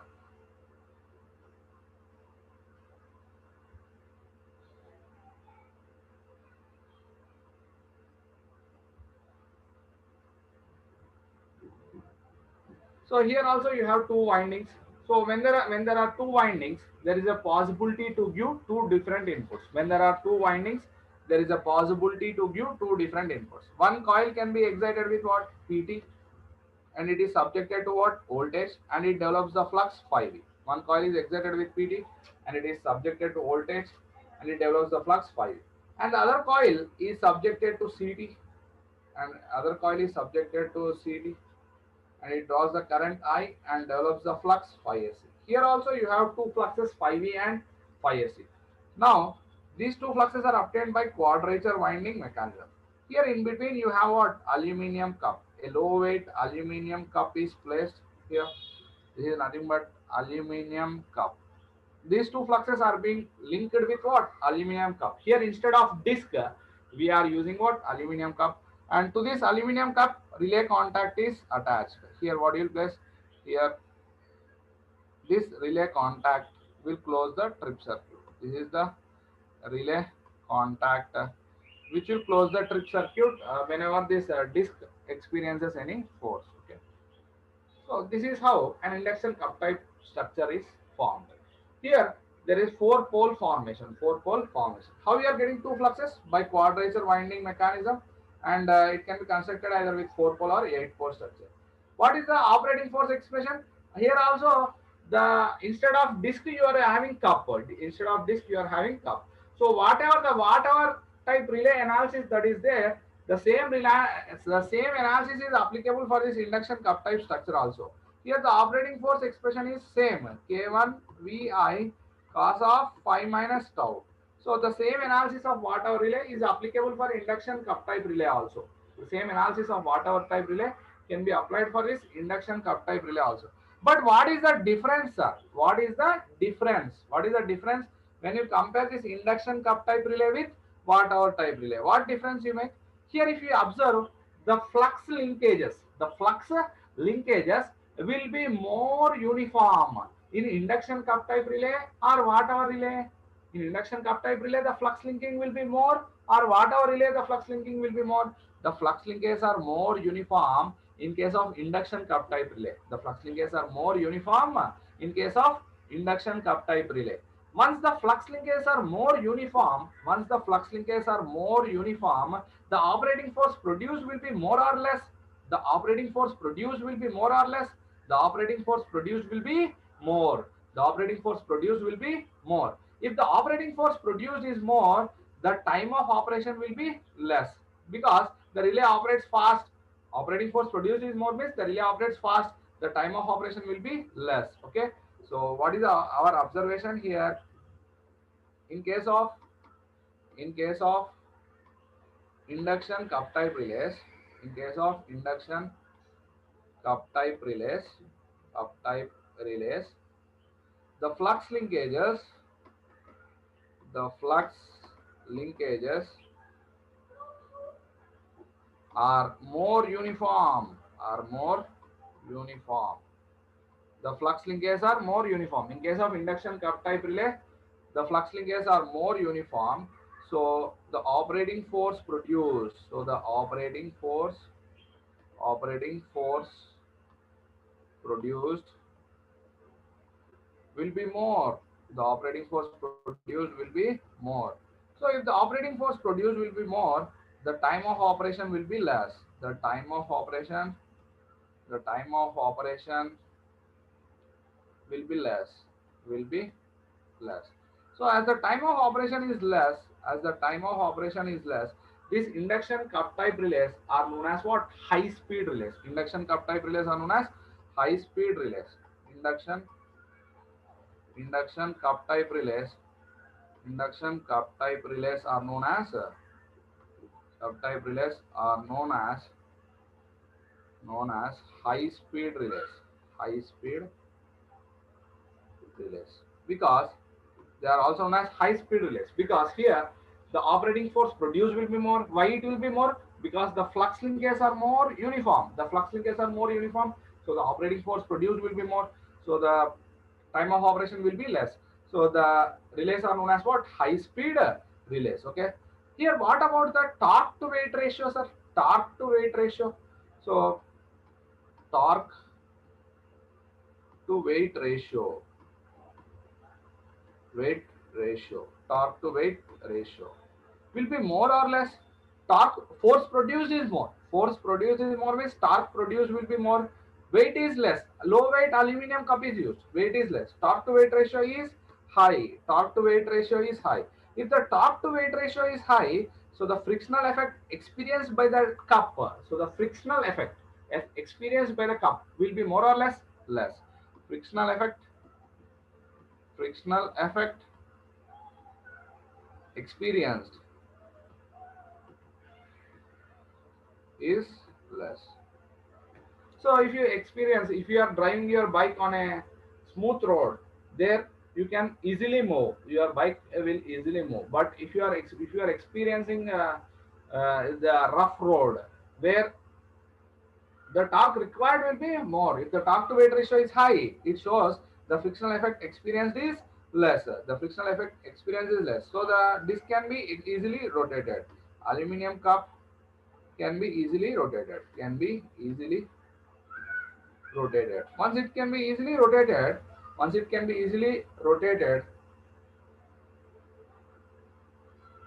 once it can be easily rotated, the time of operation will be less. The time of operation will be less. The time of operation of this relays is in the order of 0.01 seconds. The time of operation, the time of operation, the time of operation of these relays is in order of 0.01 second. 0.01 second. 0.01 second means in yesterday's class I have said for instantaneous length the time of operation is 0.1 second or less. 0.1 second or less. It is 0.01 seconds. That means the time of operation of this is less than is in the order of 0.01 seconds means can you use induction cup type relays as instantaneous relays or not? Can you use induction cup type relays as instantaneous relays or not? Yes. So we can use this induction cup type relays as instantaneous relays. So where we need instantaneous operation, we can use this induction cup type relays. So these relays are preferred, are used where instantaneous where instantaneous where instantaneous operation where instantaneous operation is needed, is required otherwise. Okay, where instantaneous operation is required. And for this relays, the ratio of reset value to pickup value, the ratio of reset value to pickup value is approximately 0.95 to 0.99, 0.99, 0.95 to 0.99. Okay, is approximately in the range of 0.95 to 0.99. What it shows, pickup value means the quantity above which relay is expected to operate. Pickup value means what? The quantity above which relay is expected to operate. Reset value means the quantity below which relay will reset itself. The reset value means the quantity below which relay will reset itself is known as reset value. So here reset value by pickup value is 0.99 means, which shows that the reset value and pickup value are very close to each other. Hence, these relays are preferred where normal and abnormal conditions are very close to each other. These relays are preferred where normal and abnormal conditions are very close to each other. I think all of you have understood about this induction cup type relay. Okay, there is only constructional difference. Whatever the analysis that we have done for watt hour relay can be also used for what? Induction cup type relay. Now let us see this induction cup type relay once again. Here two fluxes are obtained by what? A quadrature winding mechanism. By using quadrature winding mechanism, you get two fluxes. It can be constructed either with 4-pole structure or 8-pole structure. Okay, whatever the operating force that we have derived for watt hour relay can be used for induction cup type relay also. Okay, so here I have shown the 4-pole structure. Here you observe the flux linkages are more uniform. If the flux linkages are more uniform, the operating force produced will be more. The operating force produced will be more means time of operation is less. That's why these relays are known as what? High speed relays. That's why these relays are known as high speed relays. Torque to weight ratio is high, so the frictional effect experienced by the cup will be less. So the aluminum cup can be easily rotated. Okay, so the time of operation will be less. So is in the order of 0.01 seconds. So these relays are preferred where instantaneous operation is required. The ratio of reset value to pickup value is approximately 0.95 to 0.99. So where normal and abnormal conditions are very close to each other, we can use this induction cup type relays. Okay, so we have discussed about shaded pole type relay, watt hour type relay, and induction cup type relay also. Okay, now I will take a doubt session. I will take doubt session. I will lower all your hands. Lower all your hands. If you have any doubts, you can raise. If you have any doubts, you can raise your hand. If you have any doubts up to this point, you can ask. Okay, raise your hand. I will take out. Naga Tej, you can just wait. Just wait, sir. Hello, good evening, sir. Naga Tej, you can ask your doubt. Good evening, sir. Good evening. Sir electromagnetic attraction type relay ఉంది కదా sir, అవును. అది just only I mean short circuit కానీ లేకపోతే open circuit fault కే use అవుతుందా sir? అంటే at a time ఏదైనా ఒకదానికే use చేయగలుగుతామా sir అది? Yeah, that's what. You can use either with over current relay or over voltage relay, but you cannot use for both, no? Sir sir ఇప్పుడు ఇది shaded pole ఇవన్నీ like CT డోరీ PT All these are also same over current relays only. Mainly, over voltage relay will not require any direction. No, only current you require direction. ఇప్పుడు ఇవి కూడా All these three are majorly over current relays only. We are studying about over current relays only. Sir ఇది reset value అంటే ఏంటి sir? Reset value means the quantity below which relay will reset itself. Okay. Suppose if you have set to 10 amperes, 10 amperes of current, okay, that is pickup current. Pickup current means the quantity above which the relay will operate. If the current crosses 10 amperes, the relay will operate. Yes, sir. But if reset value means the quantity below which the relay will reset itself. That means relay has to come to its initial position, no? Restraining force లెక్క దాని మామూలు position కి రావడానికి కావాల్సిన value అది. అచ్చా, okay sir. Okay okay sir. Mute from your side. Thank you sir. Shilpa. Hello, sir. Hello. Ask your doubt. Sir, why we analyze that direct? Why we analyze? I'm not hearing your voice, sir. Can you speak louder? I'm not getting you. Type fault. Hello, sir. Hello. Sir, why we analyze that direction fault without shading band? Without shading band. Actually, we don't. Whenever you are not using shading band, in the last class I have came to a conclusion. In the last class I have analyzed with shading band. Okay. Yes. So with shading band we have came to a conclusion that that relay is sensing both magnitude of current as well as phase. Okay. So we can use it as a directional relay. Here I have considered the directional property of that relay. If you observe here during normal condition, this is the current direction. But whenever the fault takes place, the direction of current is getting reversed. So the relay should operate only during what? Fault condition. So here you require the directional property. So that directional property can be obtained by this watt-hour relay. So here I have considered without shading band. If you are not using shading band, so the current lags the voltage by not 90 degrees. It will be less than 90 degrees. 90 degrees. Yeah. Why, sir, we neglected that shading band here? If you are not using shading band, then I have done the analysis. I have done both with shading band and without shading band. If you are using shading band, you are getting VI cos phi. If you are not using shading band, VI cos of phi minus tau u. Sir, that is necessary to that is analyze. Not necessary. That is not necessary. Whenever that particular force is required, we will use that.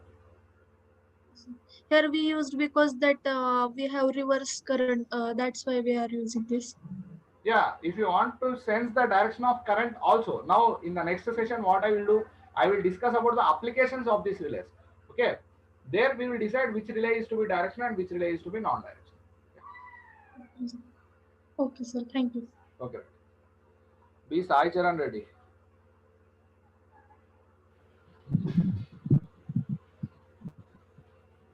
Sai Charan Reddy, ask your doubt. Sir, in connections, you took an example of LG fault, na sir?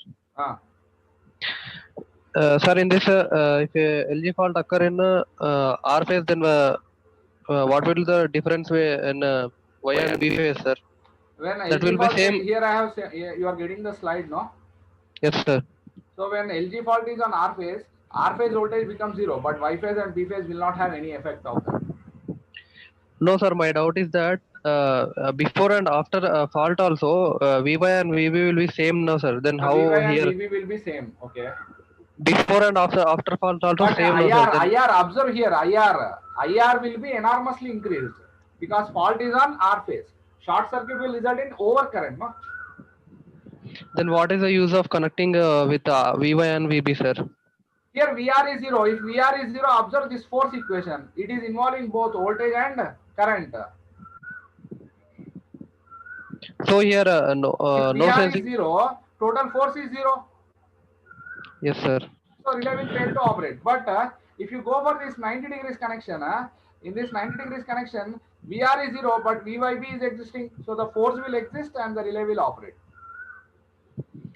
Okay, sir. We will only take to Overcome that voltage problem. okay, sir. Okay, sir. Okay, right? And this, sir, and in first 1F, sir, page number 1F.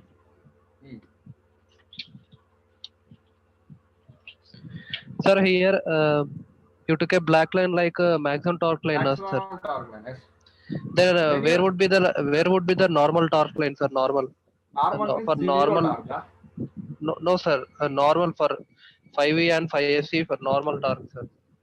Normal means normal condition. If the load current lags the voltage, this will be the normal flux. No, sir. I am asking about torque, sir.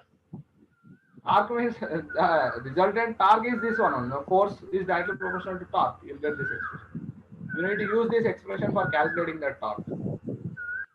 Okay, sir. Maximum you'll get when this 5SC aligns with this maximum torque.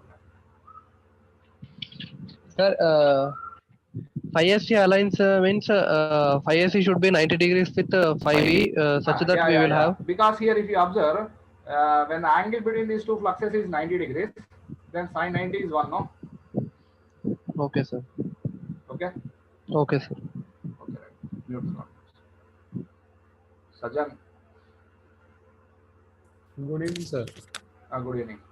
Sir, will you please repeat why current leads the voltage? Actually, This is 90 degrees connection. This is 90 degrees connection. In 90 Yes. degrees connection, how you have connected this one? This one is 90 degrees connection. Observe here. Actually, it should sense what voltage? VR. Okay. Yes. This is the VR voltage.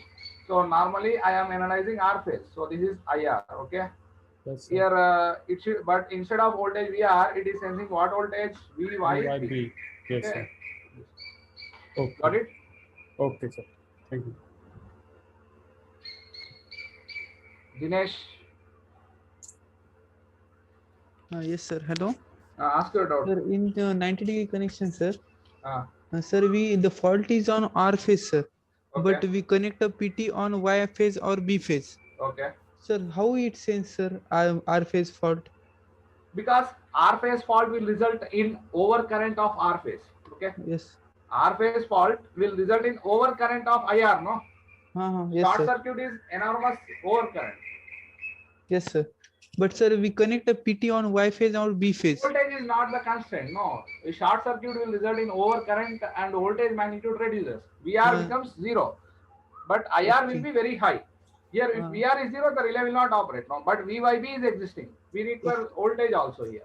Sir, means we can't connect a CT on this YB phase. Yes, sir. I am analyzing R phase relay, no?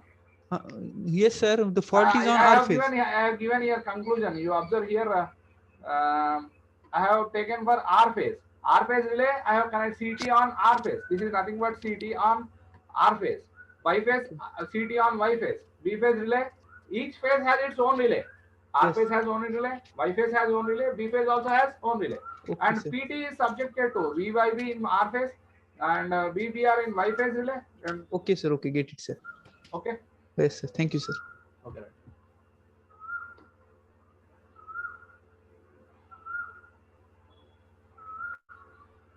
Mitesh Shivakumar. Sir, good evening, sir.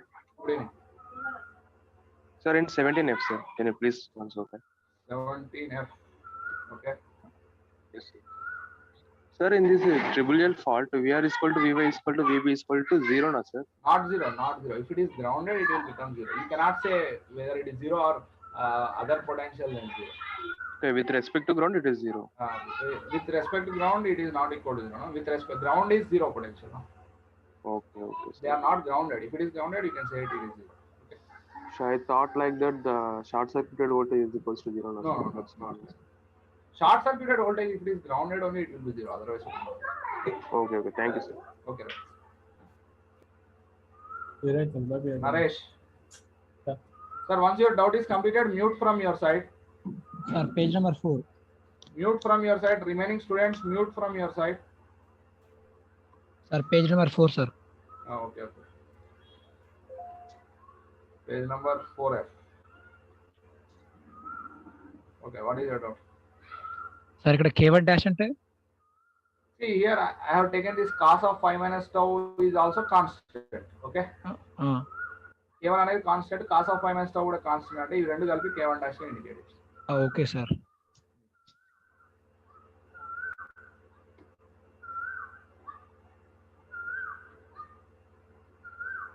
Nanda Kumar. Good evening, sir. Good evening. Sir, in 30-degree connection, the vector difference is becoming negative, sir. So the operating force will not close the trip circuit, sir. What you are saying? Sir, in 30-degree connection. In 30 degrees. Yes, sir. What is your doubt? Vector difference of VR minus VB. VR is 0, so it is becoming negative VB. So addition, no, vector addition actually. VR plus of minus VB. Yes, sir. Operating force will become negative, no, sir. Where, in which case you are saying? Yes, sir. This like, sir.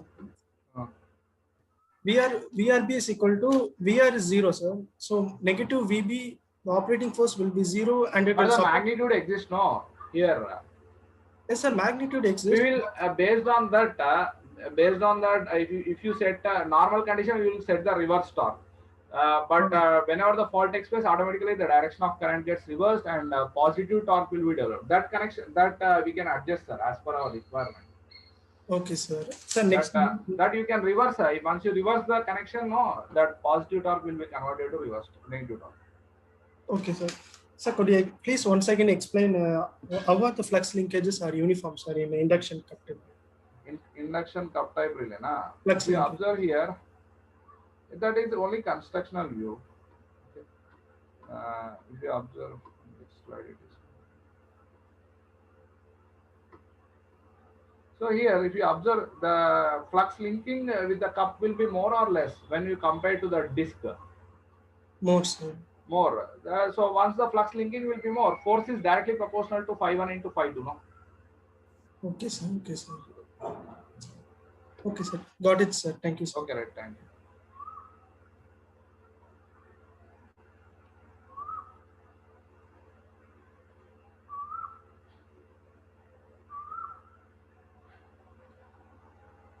Venu. Hello. Ask your doubt. Sir, 2F slide, sir. 2F4. Sir, other students, please mute from your side. Sir, no, 1F, sir. In in phasor diagram, theta refers theta. Theta V. This one, huh? Yes, sir.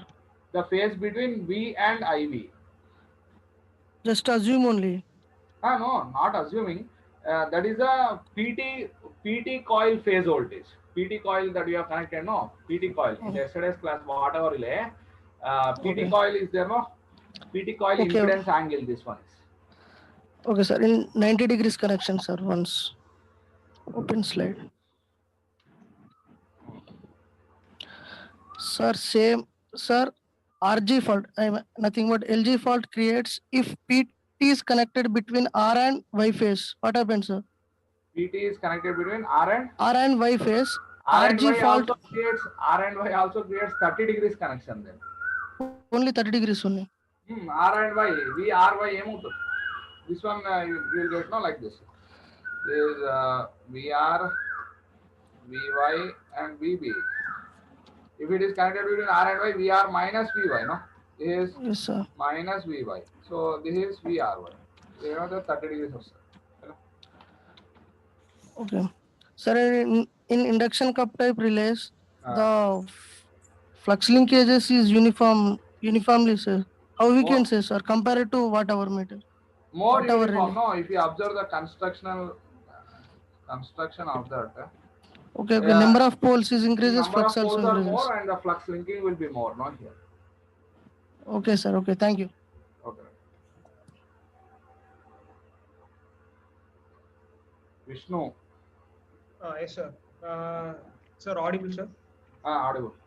Sir, I have this doubt in this whatever type relay, the shading band that is connected, that is electrically connected to that coil, sir. No. That acts as a load for that. I mean, in the sense like if you see the phase diagram, the I is at a 90-degree angle with respect to V. Yeah. If you are loading highly inductive nature, for highly inductive nature, current lags the voltage. No? Yes, sir. But that current is only passing through the coil of the potential transformer. No, sir. There is not. Yeah. So this potential, the shading band and this potential coil are electrically connected. Shading band not electrically connected; they are magnetically linked. Similar to our transformer action. That's But then how, sir, current is lagging that much? Sir, for lagging loads, current lags the voltage or leads the voltage? It lags. Lags. Here we are using highly inductive coil. So whenever the load is highly inductive, transformer will draw lagging current or leading current. Lagging. Lagging current. That's all. So it's the same current that is flowing through the potential transformer through transformer action will flow in shading band also. That shading band is used for getting that phase, sir. Oh. IV is the PT coil current there. Okay, sir. Okay. Is your doubt cleared? Yes, sir. Almost, sir. Okay.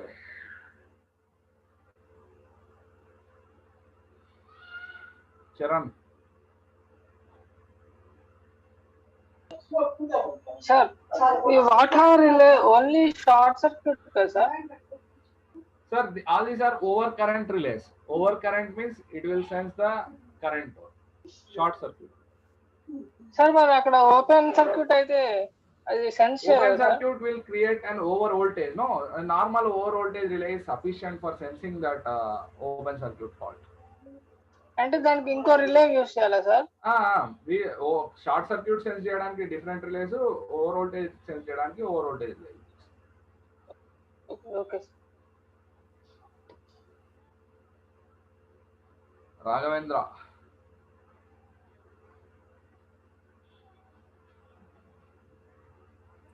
Hello, good evening, sir. Good evening. Sir, what is the syllabus for GATE, sir? Syllabus for GATE. Which you are asking? Total power system or? No, sir, only power system protection. Power system protection that we are discussing now, relays and circuit breakers. Sir, what type of questions can we expect in this GATE? That I have solved yesterday's class, PSM, TSM. Sir, will there any theory questions or only problems? Objective type questions will be sometimes asked, no? Okay, sir. Thanks. I will discuss all the GATE questions also, no issue. Okay. Okay. Hello, sir. One more doubt, sir. Ask your doubt. Sir, in this subject, how many marks get in GATE, sir? Total weightage. Around 5 marks. Around 5 marks. Okay, sir. Okay, thank you. Okay, right. Now, let us take break for 15 minutes. Come back at 7:15.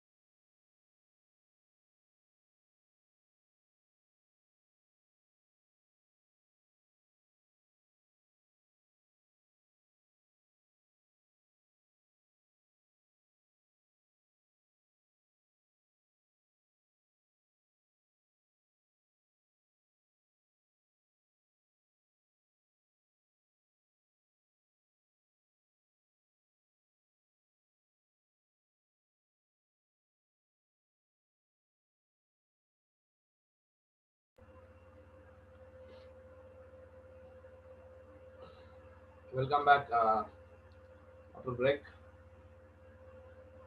So if my audio and video is clear, I request the students to just raise the hand. If my audio and video is clear, I request the students to just raise the hand. If audio and video is clear, just raise the hand so that we can start our session. If audio video is clear, please raise the hands.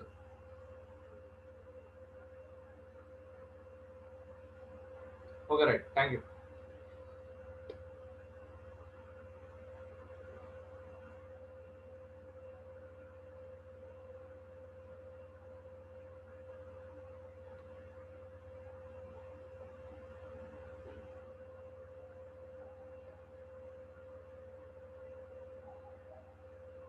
Okay, right.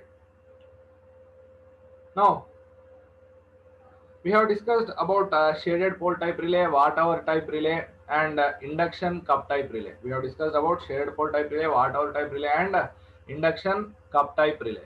Now, let us go for the applications of overcurrent relays. Applications of, very important, sir, very important from exam point of view. Please be careful and listen how to identify that. Okay, very important aspect. Don't miss this. Be patient and listen up to the end. Okay, now applications of overcurrent relays. Overcurrent relays. Where to use this overcurrent relays and when the overcurrent relay will be operated? Now let us see. Overcurrent relay will be operated when the current seen by the relay is more than its set value. So I am going step by step. I am writing every point what I am saying, sir. Okay. Okay. Overcurrent relay will be operated. Overcurrent relay will be operated. Will be operated when the current seen, when the current seen by the relay,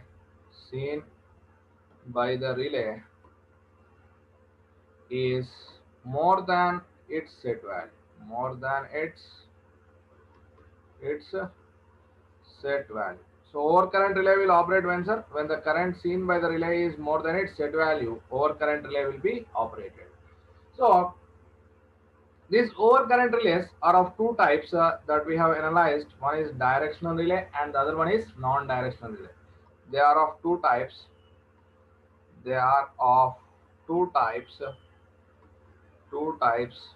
First one is non-directional relay. Non-directional relay.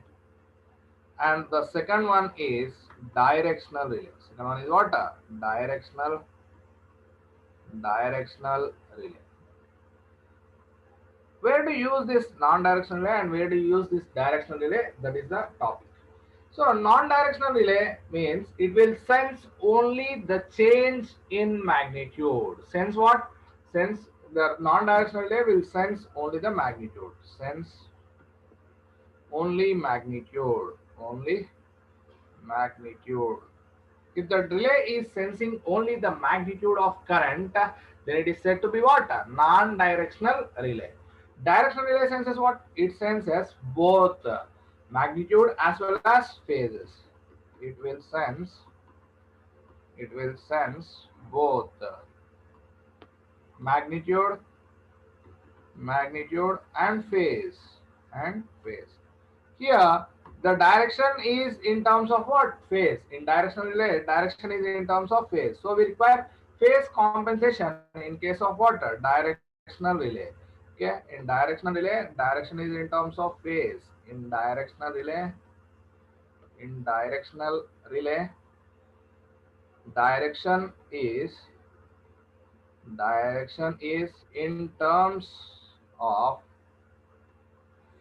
in terms of phase. So we require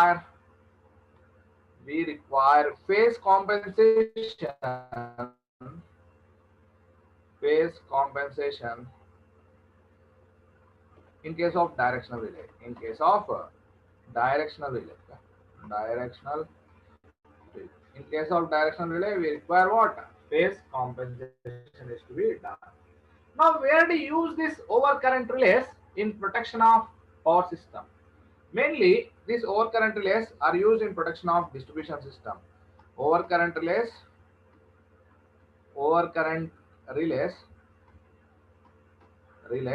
can be used in protection of distribution system. In production of distribution system, we can use this overcurrent relays. Now let us take a radial distribution system and analyze the protection. Now let us take what? Radial distribution system. Now let us take a radial distribution system and analyze the protection. Radial distribution system.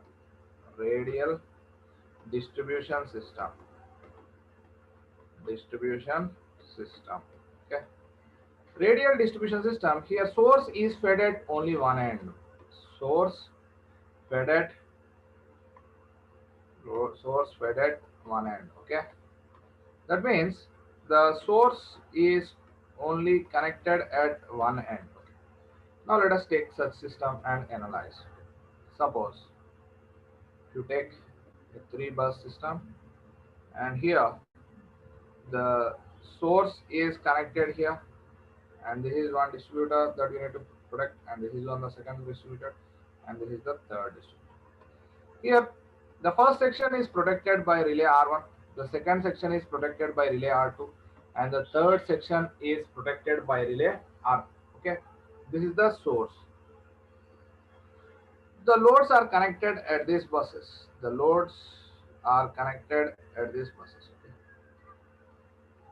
Loads are connected at the buses. Now we need to identify whether the relays R1, R2, R3 are directional relays or non-directional relays. The question is whether the relays R1, R2, R3 are to be directional relays or non-directional relays. Let this section be AB, this is CD and EF.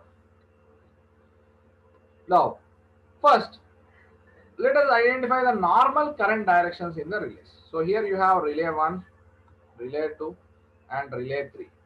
Now let us first identify normal current directions in the relays. Normally, what is the direction of current seen by the relays?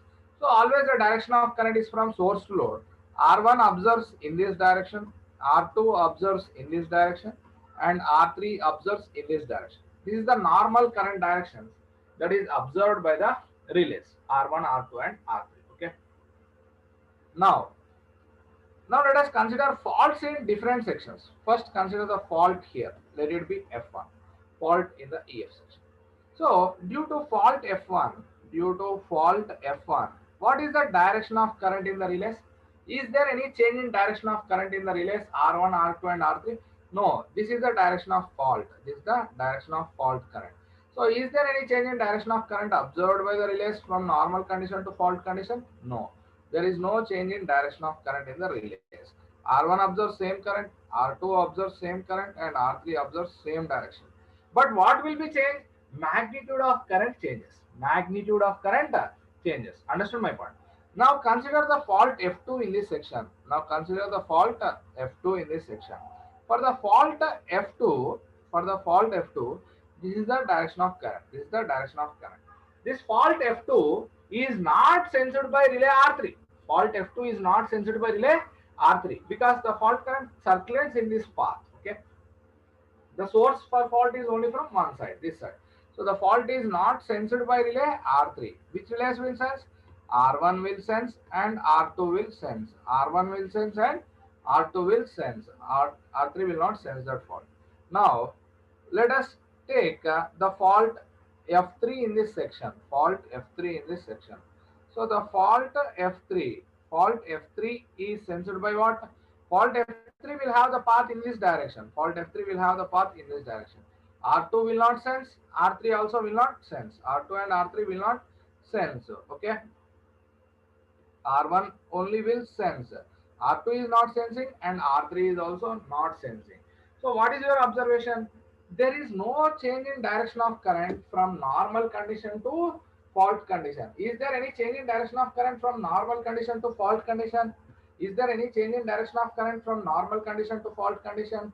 No change. There is no change in direction of current from normal condition to fault condition. So when there is no change in direction of current from normal condition to fault condition, when there is no change in direction of current from normal condition to fault condition, do you require any direction sensing? No direction sensing.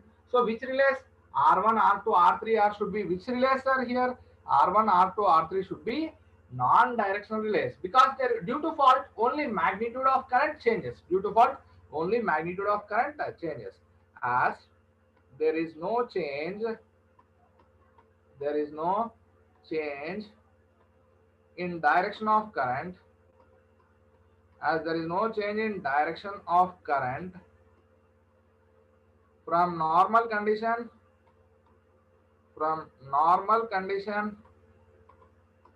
to fault condition,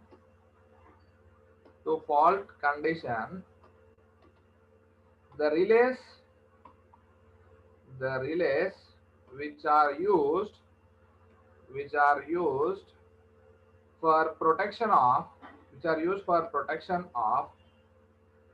protection of radial distribution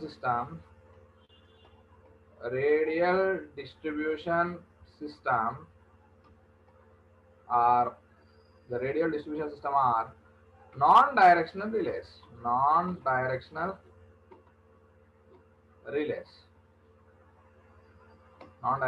As there is no change in direction of current from normal condition to fault condition, the relays which are used for protection of radial distribution are what? Non-directional relays. Because here non-directional relays, there is no change in direction, no requirement of direction. Which are cheaper? Non-directional relays. Non-directional relays are cheaper than directional relays. Moreover, even if you are using directional relays, there is no use here, because there is no change in direction from normal condition to fault condition. There is no change in direction from normal condition to fault condition. So there is no use. So the relays R1, R2, R3 are what here? So the relays R1, R2, R3 are what, sir? Non-directional relays. Okay, non-directional relays. So the relays which are used in case of a radial distribution system are non-directional relays. Remember here, non-directional relays are indicated with what? Double-sided arrow. Okay, non-directional relays are indicated with what? Double-sided arrow. Directional relays are indicated with what? Single-sided arrow. Okay, directional relays are indicated with single-sided arrow. Okay, non-directional relays means double-sided arrow. So R1, R2, R3. That means they will not sense any direction. They will sense only the magnitude. So the relays which are used in protection, so the relays which are used in protection of radial distribution system are what? Non-directional relays. So R1 is non-directional, R2 is non-directional, and R3 is also non-directional relays. Okay. Now let us look this through an example here. Now let us look through the example or animation. I will show you. Just wait. For a radial distribution system, I will show the animation, and just let us observe that animation. Just wait, I will share that. I will share the animation of a radial distribution system, and we will try to identify with respect to that.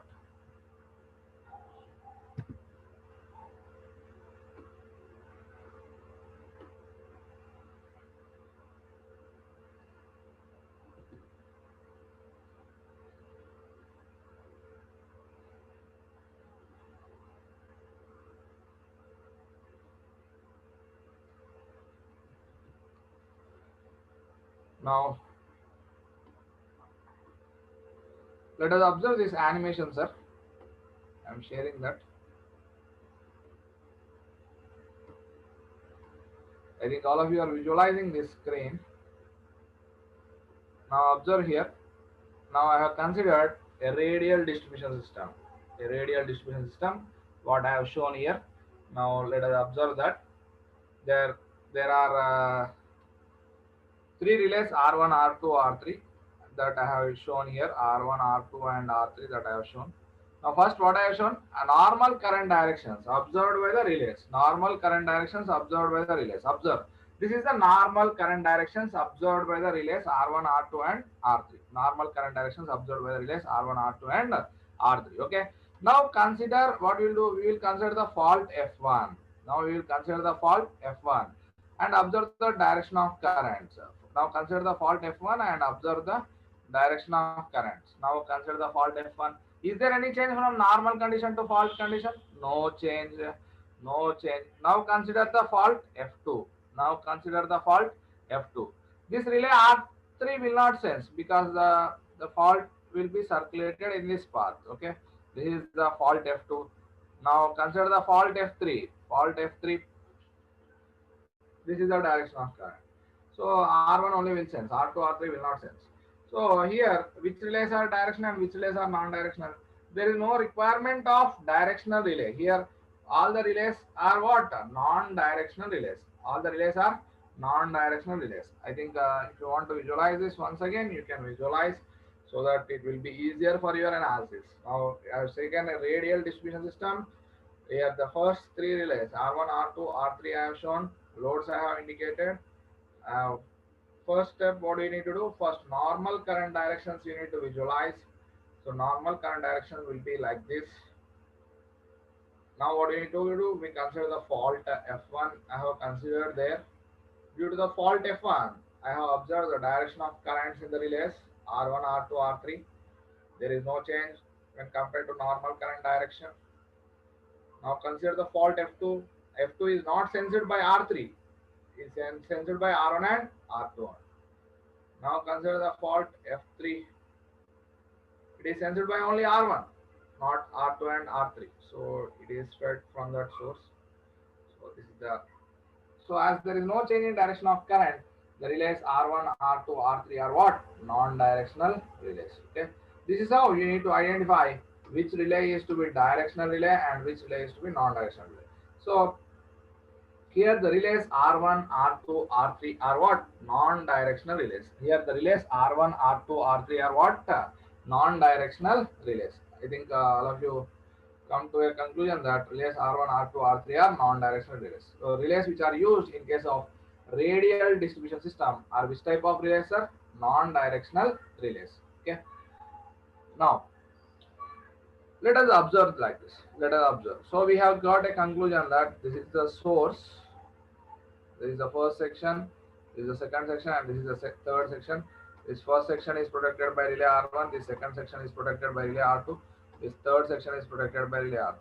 And we have came to a conclusion that R1 is non-directional, R2 is non-directional, and R3 is also non-directional. R1, R2, R3 are what? Non-directional relays. R1, R2, and R3 are non-directional relays. Now, analyze like this. This fault F1 is sensed by what? Fault F1. It is sensed by which relay? Just wait. Fault F1 is sensed by which relays? Fault F1 is sensed by which relays? All the relays are sensing. R1 is sensing, R2 is sensing, and R3 is sensing.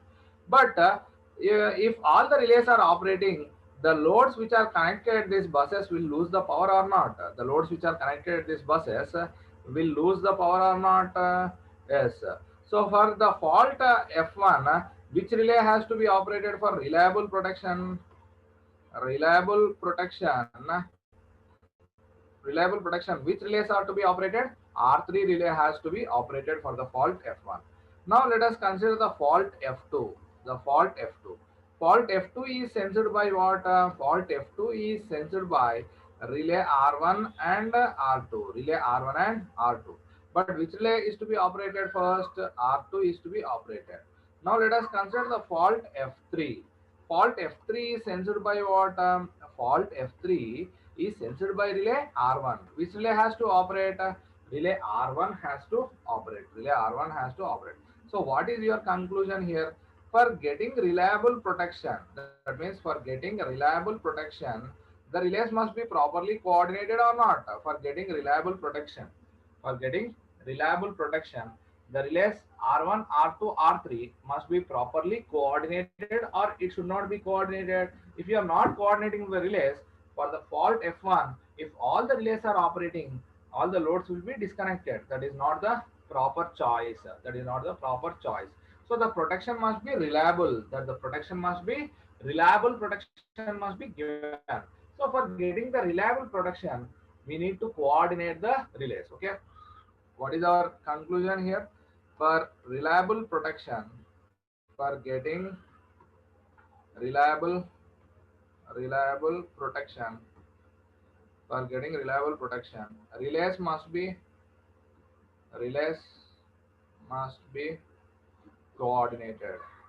coordinated. Relays must be coordinated. Okay. Now let us discuss about relay coordination. Relay coordination. How can we coordinate the relays? Okay. So now let us take the aspect of relay coordination. Relay coordination.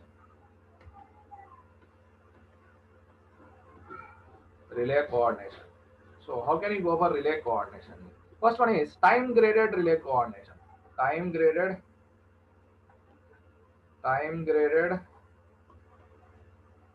relay coordination. Also, what do you mean by time graded relay coordination? How the relays can be graded? Okay. This is the source, and this is the first section. That is relay 1. Second section is relay 2.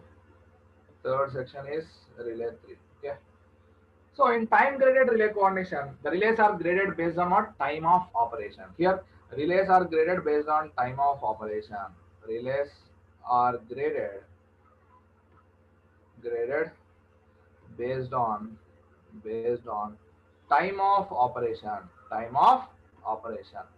So there will be time discrimination between the relays. Now, how do you grade the relays based on time of operation? Let us see. So here the time of operation of the relays will be increased from far end of the source to source end. How that? Now let us observe here. Suppose here the relay R3, the time of operation is suppose 4 seconds. Relay R3 time of operation is set to 4 seconds. Okay. The time of operation of relay 2 will be increased when compared to relay 3. It will be increased. Here suppose this is 6 seconds. Again, when you are coming to this time of operation of relay 1, it is further increased. Let it be some 8 seconds. For example, I am taking. Here, in time graded relay coordination, the time of operation of the relays is increased from far end of the source to source end relays. Okay. In time graded relay coordination, the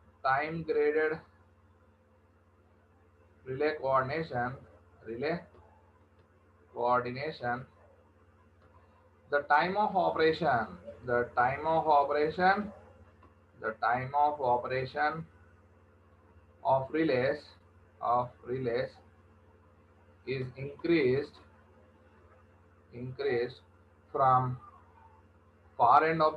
is increased from far end of the source to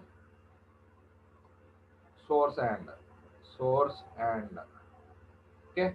Now here it is far end of the source to source end. Here the time of operation is increased from far end of the source to source end. Now, do you get reliable protection or not? Now let us check. Now if the fault F1 has taken place, it is sensed by relays R1, R2 as well as R3. It is sensed by R1, R2 and R3. But which relay is operating fast? The time of operation of R3 is more or less? Less. So R3 operates first. Now let us take the fault F2. It is sensed by R1 and R2. Which relay operates first? R2 relay operates. Now let us take the fault F3. It is which relay are sensing? R1 is sensing and R1 is operating. So we got reliable protection or not? We got reliable protection. Or not here? We got reliable protection. But this type of coordination is preferred or not preferred?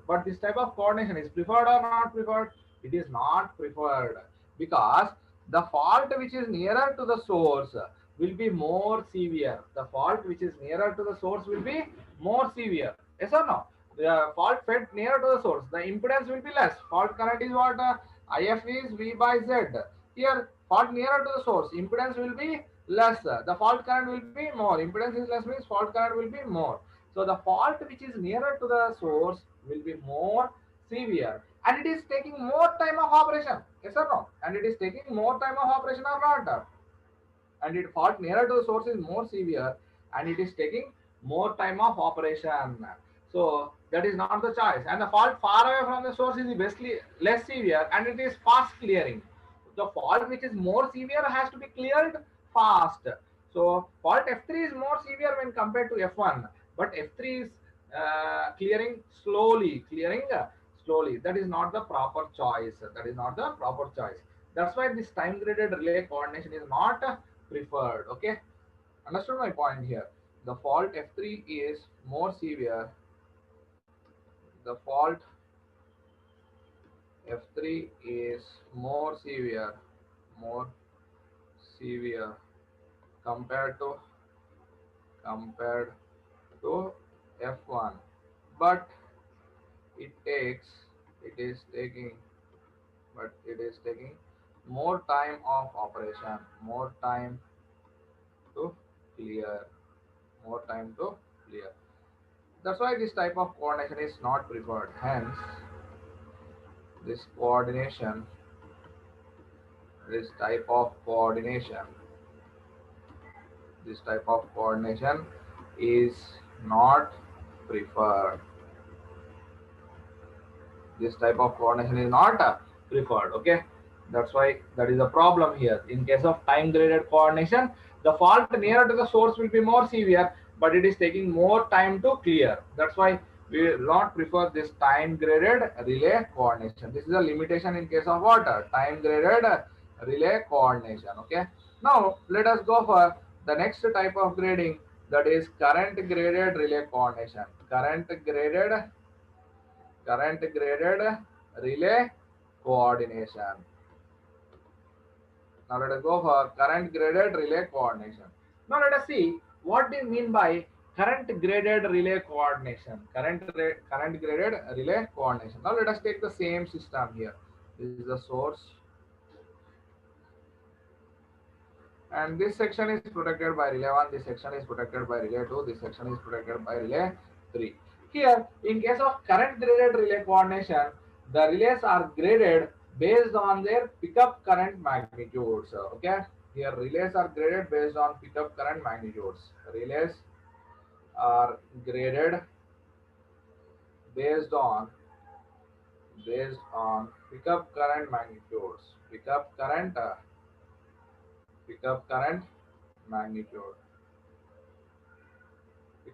magnitudes. Time of operation of all the relays will be fixed or same. Time of operation of all relays is fixed or same. We can say. Here, the time of operation of all the relays is same. All the relays set to same time of operation. Suppose 4 seconds means all the relays are set to operate at 4 seconds only. Time discrimination is not given. What discrimination is given? Pickup current discrimination is given like this. Suppose if you consider the fault F1, it will be more severe or less severe? It will be less severe. So the pickup current here, suppose if it is 2 times full load current. Pickup current is how much? 2 times full load current. Now if you consider here the fault F2, fault F2 will be more severe when compared to F1, because here the impedance will be less when compared to this impedance. Okay, the fault F2 will be more severe when compared to F1. So the pickup current of the relay should be increased. Suppose if it is 4 times full load current. Now if you consider the fault F3 here, fault F3 will be more severe when compared to what? F1 and F2. Here the pickup current should be still increased, that is 6 times the full load current. So here, if you observe, if the fault takes place here, it is sensed by only R3 and R3 will operate, because here the pickup current is how much? 2 times the full load current. Here the pickup current has been increased. So this R2 will not sense fault F1. So fault F2 is sensed by only R2. It will not be sensed by R1. So here in current graded relay coordination, the relays are graded based on what? Pickup current magnitudes. The time of operation of all the relays is fixed. The time of operation of all the relays will be fixed or not? It is fixed. So can you prefer this type of grading or not? When compared to previous one, this one is preferred. When compared to previous case, this one is preferred here, because in previous case, what happened? In previous case, what happened? In previous case, what happened here? The fault F3 is more severe and it is taking more time of operation. But here, at least the time of operation of all the relays is fixed. So can you recommend this type of grading? This type of grading is also not recommended, because here the time of operation is not depending on what fault current magnitude. Okay, this type of grading is also not preferred, as time of operation is independent of what? Fault current magnitude. This type of grading is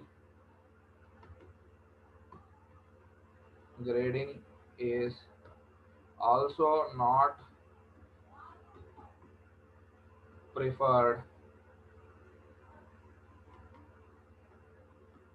preferred because time of operation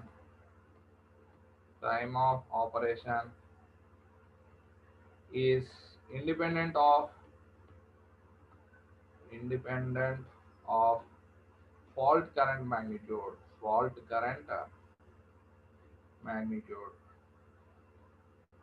So here time of operation is not depending on what? Fault current magnitude. That's why this type of grading is also not recommended. Then what you have to do? We have to go for time current graded relay coordination. We have to go for what? Time current graded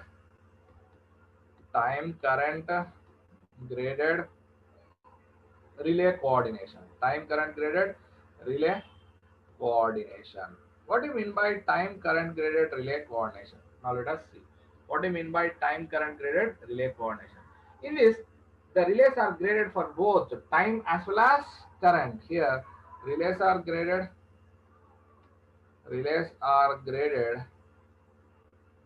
for both current as well as time. Here relays are graded for both current as well as time. Okay. Here, this type of grading is based on IDMT principle. It is based on what? IDMT principle. It is based on IDMT principle. It is based on IDMT principle. What does IDMT principle says? If you observe time current characteristic, so what you get? Up to saturation current, you will get what characteristic? Time of operation is inversely proportional to current. Beyond saturation, what do you get? Here time of operation is constant or definite. Beyond saturation, time of operation is constant or definite. Up to saturation, you will get what? Inverse characteristic. Beyond saturation, you will get what? Definite time operation. Beyond saturation, you will get a definite time operation. Okay. Now here, this is the source.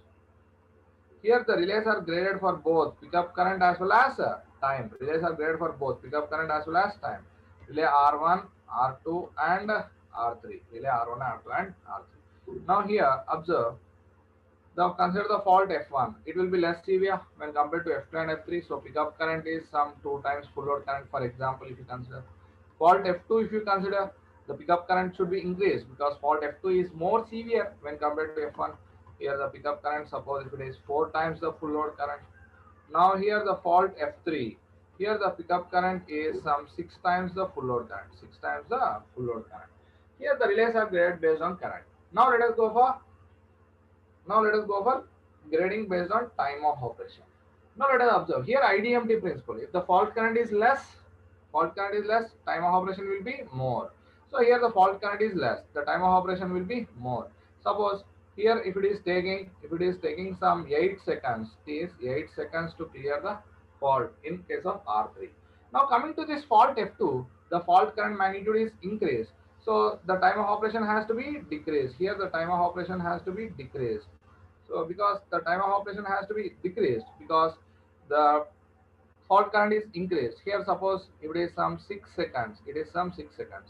And if you are assuming that the CT core saturates for a current of 4 times full load current, CT saturates for 4 times full load current. For example, if you consider once the CT core is saturated, you will get what? Definite time operation. Here the definite time operation, here also you will get 6 seconds.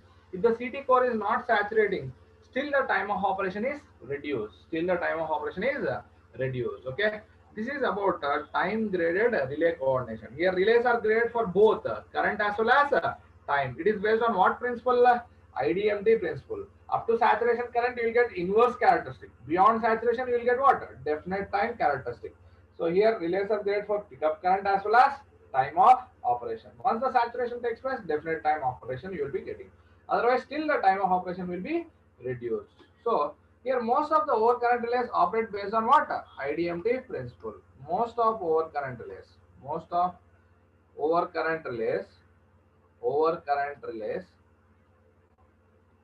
operate based on IDMT principle. Based on IDMT principle. Based on IDMT principle. So this is about relay coordination. Now let us discuss here. So why the relay coordination is required? Now let us analyze. Why the relay coordination is required? Now let us analyze here. Okay. IDMT means inverse definite minimum time relay. Inverse definite minimum time that we have discussed in the previous class. IDMT. Okay. Now let us discuss. I will repeat this once again. Just observe here.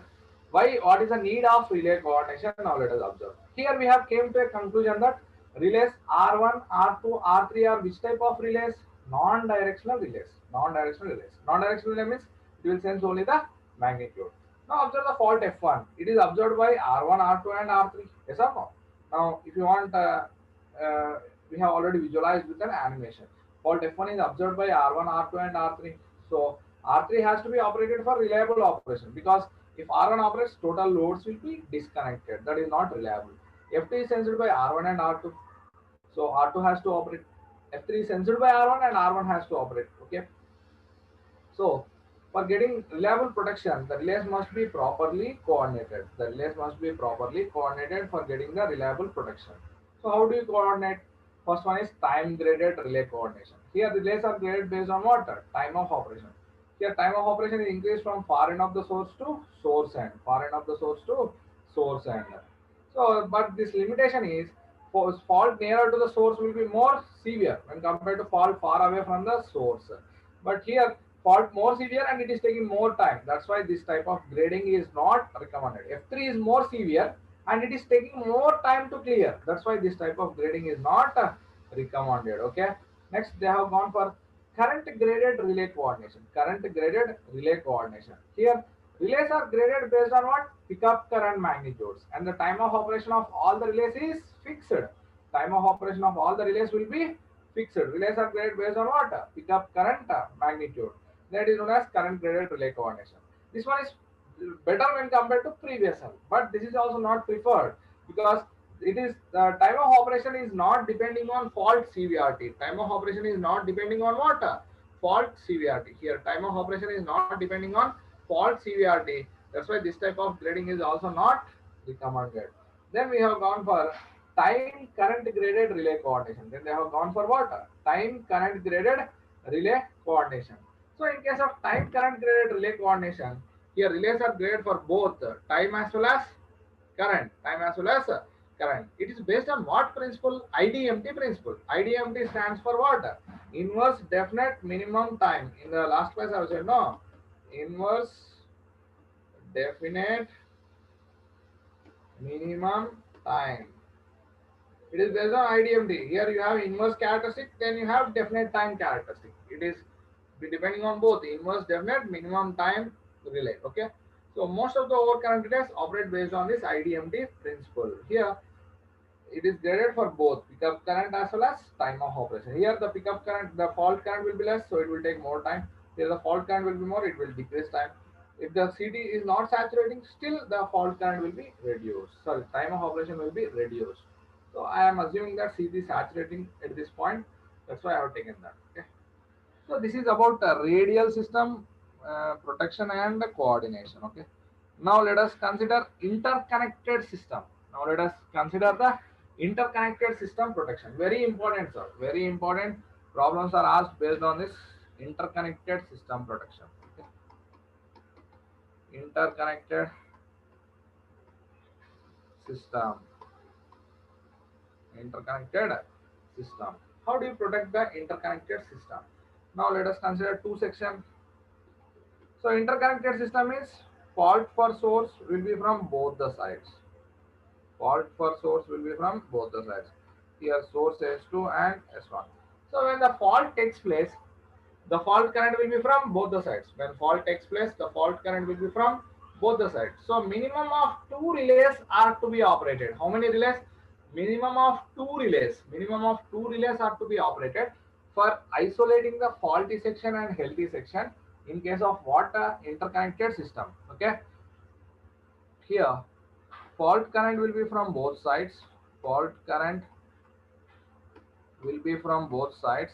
Will be from both sources, both sides. So minimum of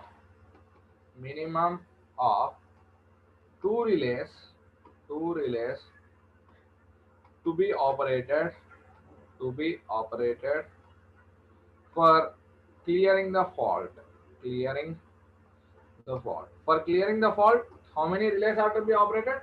Minimum of 2 relays are to be operated for each section. So first section is protected by relay R1 and R2.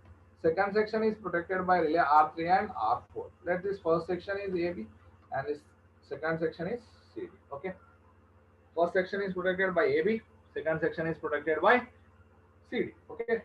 Now let us see which relays are to be directional and which relays are to be non-directional. So here I will show this diagram here. Source S1 and S2. Here this first section is protected by relay 1, relay 2, this is relay 3 and relay 4. Here the loads are connected at this. Here the loads are connected at this buses. The loads are connected at this bus and the loads will be connected at this bus. Now observe. What are the normal current directions in the relays? What are the normal current directions in the relays? First we need to observe. So here you have 4 relays R1, R2, R3 and R4. What are the normal current directions? Normal current directions observed by the relays R1, R2, R3, R4. Normal current direction will be from source to load. R1 observes in this direction. This is the R1 direction. R2 direction will be also in this. R3 and R4 will observe in this direction. R4 and R3 will be observing in this direction. These are the normal current directions observed by the relays. Now, what do we need to do? We consider the faults. Now consider the fault F1. This fault F1 is fed from both sources. One is in this direction and the other is in this direction. So the fault F1. What are the current directions in the relays R1, R2, R3 and R4? R1 observes same current direction, but R2 direction is being changed. R3, R4 is same. R2 direction gets reversed. This is about the fault F1. Now let us consider the fault F2. Now if you consider the fault F2 in this section. Now let us consider the fault F2 in this section. This fault F2 is fed from both the sources. One is in this direction and the other is in this direction. Due to the fault F2, what are the currents in the relays R1, R2, R3 and R4? R1 observes in this direction, R2 observes in this direction, R3 observes in this direction, R4 observes in this direction. So the R3 direction got reversed. Now you will be getting confused. Now the confusion comes. Which relay is to be directional and which relay is to be non-directional? So is there any requirement of directional relays? That is the question here. Understood my point? That is the question. Okay. Now let us analyze. Now let us start. Which relays are to be directional and which relays are to be non-directional? Our question is what? which relays are to be directional and which relays are to be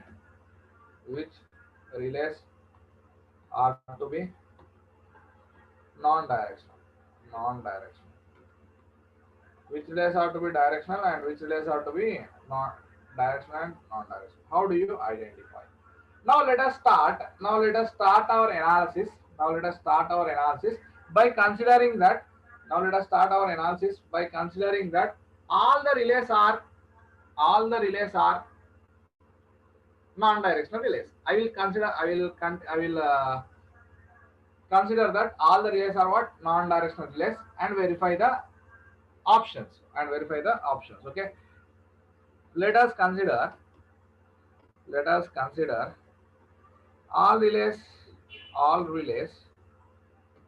as non-directional relays. Let us consider, okay, and relays, and verify can you get reliable protection or not. Okay. Now here you have the source S1, and this is the first section, and this is the second section. This is the source S2. This first section is protected by relay 1 and relay 2, and this section is protected by relay 3 and relay 4. Okay, relay 3 and relay 4. Now observe here. This fault F1 is sensed by what? Fault F1 is sensed by what? Fault F1. It is sensed by what? It is sensed by what? Here this is one direction, R1 senses, and in this direction R2, R3, R4 senses. Sensed by R1, R2, R3 and R4. But for reliable protection, for which relays are to be operated? Reliable protection. Which relays are to be operated? Reliable protection R1, R2. Two relays R1, R2 have to be operated. Understood my point? R1, R2 are to be operated. What is the condition that must be developed? Now let us see. What is the condition that must be developed for operation of relays R1 and R2? For operation of relays R1 and R2, what is the condition that must be developed? Now let us observe here. Okay. So this is the source S1, and this is the relay 1, and this is the fault F1. So this R1 is sensing and it is operating. No condition is required. For operation of R1. But if you observe from the second side, source S2. So here R4 relay is sensing, R3 relay is sensing, and here the relay R2 is sensing, and here you have the fault F1. So which relay has to be operated? Here all the relays are sensing, but which relay has to be operated? Relay R2 has to be operated. For that, what is the condition that must be satisfied? Condition that must be satisfied is time of operation of R2. Should be less than time of operation of R3, time of operation of R4 or not. So if time of operation of R2 is less than time of operation of R3 and R4, which relay will operate first? R2 relay will operate first. I think you got the idea. R2 relay will operate first. So for fault F1, which relays has to be operated? R1 and R2. For that, what condition is to be satisfied? TR2 should be less than TR3, TR4. Let it be condition A. Now let us consider the fault F2 in the second section. So this is the source S1, and this is the first section, and this is the section. This is source S2. This first section is protected by relay 1 and relay 2. The second section is protected by relay 3 and relay 4. Now let us consider the fault F2 here. This fault F2 is sensed by what? Fault F2. It is sensed by which relays? Sensed by, in this direction, all the relays R1, R2, R3 will sense. In this direction, R4 will sense. Sensed by R1, R2, R3 and R4. But for reliable protection, which relays are to be operated? Reliable protection. Which relays has to be operated? For reliable protection, which relays has to be operated? R3, R4. For reliable protection, R3, R4 has to be operated. Now what is the condition that must be developed? Now let us observe here. One direction, this is S2, and this is relay 4, and here you have the fault F2. R4 is sensing and R4 is operating. No condition is required with respect to R4. But observe in the other direction, this is the source S1, and here you have the first section and you have the second section. R1, R2, R3, and here you have the fault F2. Here you have the fault F2. Now which relays are sensing here? Which relays are sensing? R1 sensing, R2 sensing, R3 sensing. But R3 relay has to be operated. That means time of operation of R3 should be less than time of operation of R2, R1 or not. Time of operation of R2, R1. Okay. This is the condition that must be satisfied for operation of relay R3 and R4. Now for operation of first fault F1, TR2 should be less than TR3, TR4. So you got two conditions. TR2 should be less than TR3, TR4. This is condition A. And what is condition B? TR3 should be less than. TR3 should be less than. Condition B is what? TR3 should be less than TR2, TR1. Okay, this is the condition. Now, what is your observation here? So, from this, what you can write? TR2 should be less than TR3. TR2 should be less than TR3. And here, what you get? TR3 should be less than TR. Now, can you satisfy this equation A and B simultaneously or not? Can you satisfy this equation A and B simultaneously? Can you satisfy this equation A and B simultaneously? No.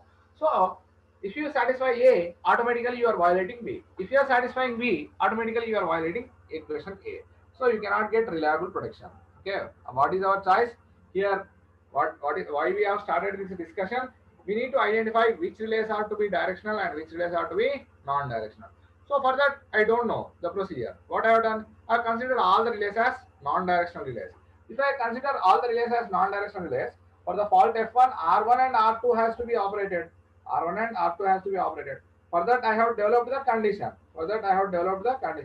What is that condition? Time of operation of R2 should be less than time of operation of R3, R4.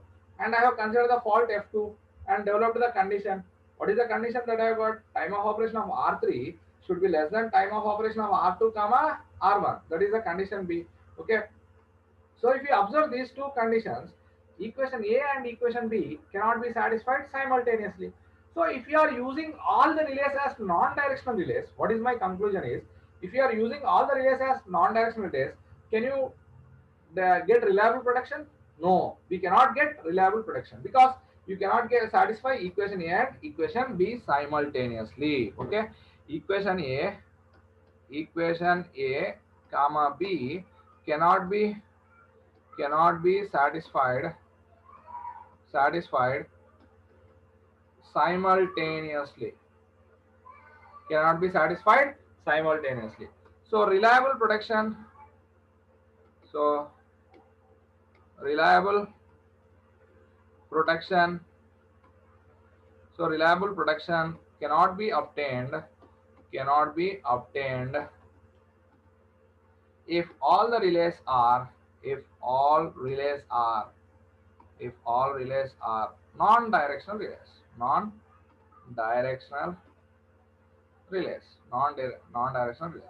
Then how do you find the solution here? The solution can be obtained by getting the mix of what? Directional and non-directional. Now the solution is we need to have a mix of directional relays and non-directional relays.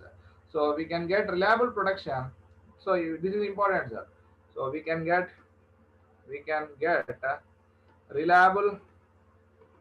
reliable protection by using mix of directional and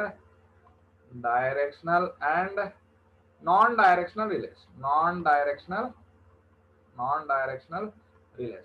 So if we are using the mix of directional and non-directional relays, we can get what? Reliable protection. So we can get reliable protection by using a mix of directional relays as well as non-directional relays. Now what is the procedure? Observe this problem. What is the procedure to identify the directional relays and non-directional relays? Okay. Procedure to identify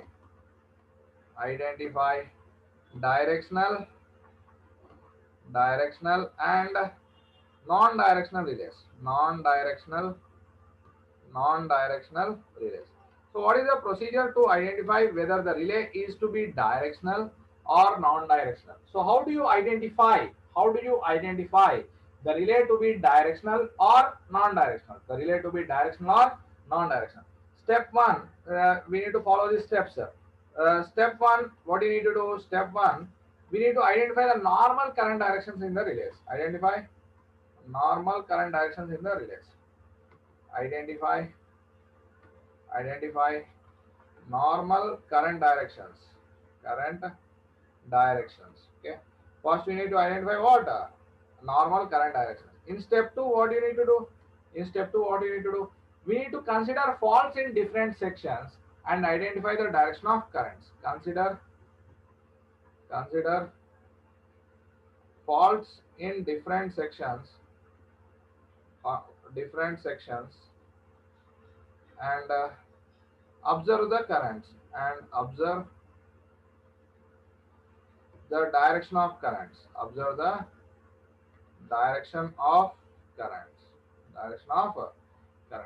Step 2, what do you need to do? We need to consider faults in different sections and observe the direction of currents. In step 3, what do you need to do? If there is a change in direction of current from normal condition to fault condition, then it is a directional relay.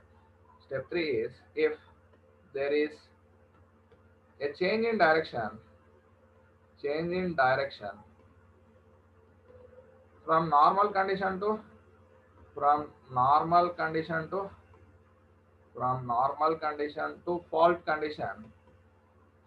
fault condition, that is directional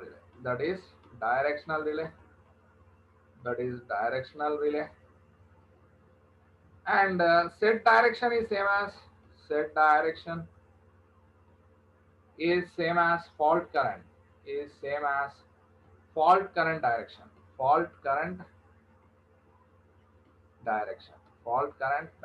Okay.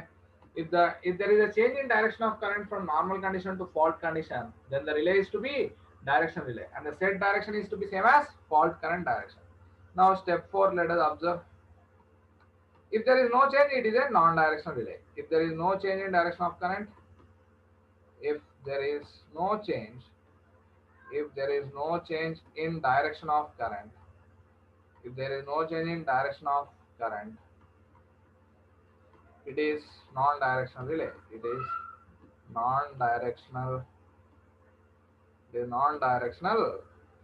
Okay. So these are the steps. What is the procedure? First, you need to identify the normal current directions. Second, what you need to do? Consider faults in different sections and observe the direction of currents. Third step, what you need to do? If there is a change in direction from normal condition to fault condition, then it is a directional relay. And set direction should be same as fault current direction. If there is no change, then it is a non-directional relay. Now let us observe this procedure, adopt this procedure for our problem and observe here. Okay. Now the problem is given like this: source S1, and here you have two sections, and this is source S2. This first section is protected by relay 1, relay 2. Second section is protected by relay 3 and relay 4. First step is what? Normal current directions. First step, what do you need to do? Normal current directions in the relays R1, R2, R3 and R4.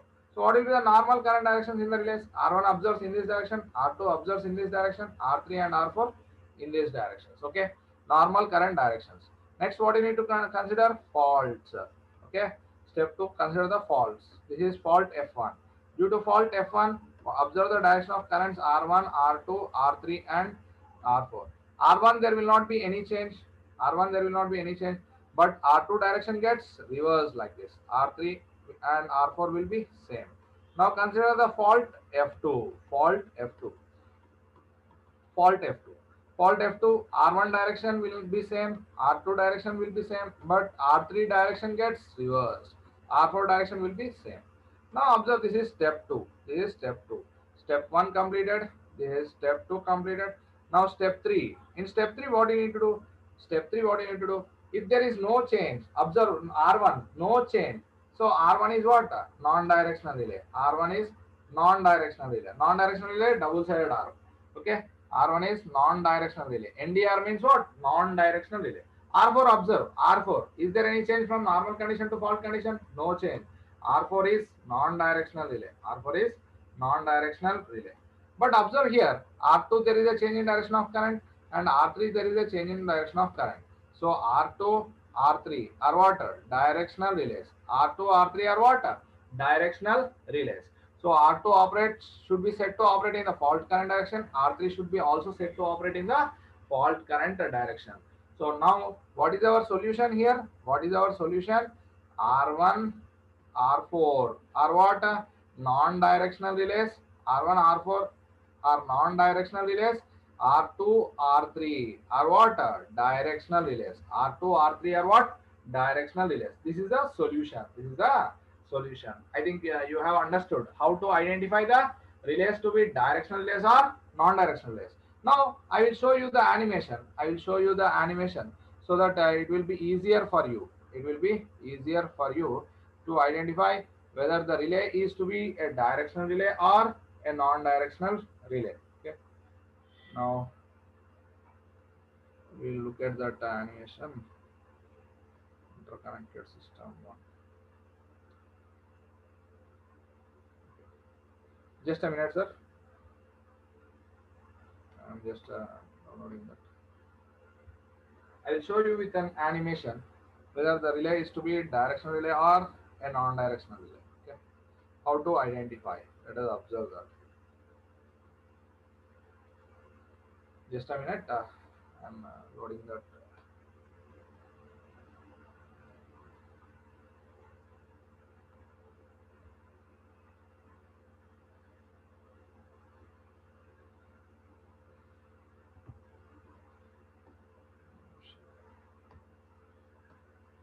Now observe, I think all of you are getting this screen. Now observe, I have considered an interconnected system. I have considered the interconnected system that I have given the 4 relays. Each section requires 2 relays. Now observe, this is an interconnected system. So here you have 2 sources, and for minimum of 2 relays are to be operated for clearing the fault. Now observe here. First, observe the normal current directions. First step is what? Observe the normal current directions. Observe like this, source to load current. Observe the normal current directions in the relays. So this is the normal current directions in the relays. Okay. Now what you need to do after that? We'll consider the fault F1. Consider the fault F1 and identify the direction of currents in the relays. Fault F1 and identify the direction of current in the relays. Observe. R2 there is a change in direction. From normal condition to fault condition there is a change in direction. Now what you need to do? Consider the fault F2 and observe the direction of currents in the relays. Fault F2 is fed from both the sources like this. Observe. Fault F2 is fed from both the sources. Observe here. So which is to be directional and which is to be non-directional. R2, R3 are directional relays. Actually here it is wrongly printed. R2, R3 are directional relays and R1, R4 are non-directional relays. So if you want, I will replay this once again. Try to identify which relay is to be directional and which relay is to be non-directional. Which relay is to be directional and which relay is to be non-directional. So here I have taken 2 sections. First section is protected by R1 and R2. Second section is protected by R3 and R4. R3 and R4. So first identify the normal current directions. Here I am showing with blue balls. Okay, here normal current directions. Now consider the fault F1 and observe the direction of current. R2 there is a change in direction of current. Observe here. R2 there is a change in direction of current. Next, take the fault F2 and observe there is a change in direction of current in R3. Observe here there is a change in direction of current in R3. So the relays R2, R3 are directional, R1, R4 are non-directional relays. Okay. So that is the procedure to identify which relay is to be directional and which relay is to be non-directional. The procedure to identify which relay is to be directional and which relay is to be non-directional. I think you got the idea. Which relays are to be directional and which relays are to be non-directional. Okay. Okay.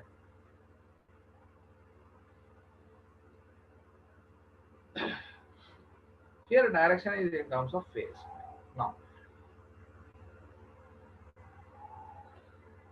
Now we have got a conclusion that observe here. We have got a source S1 and this is the source S2.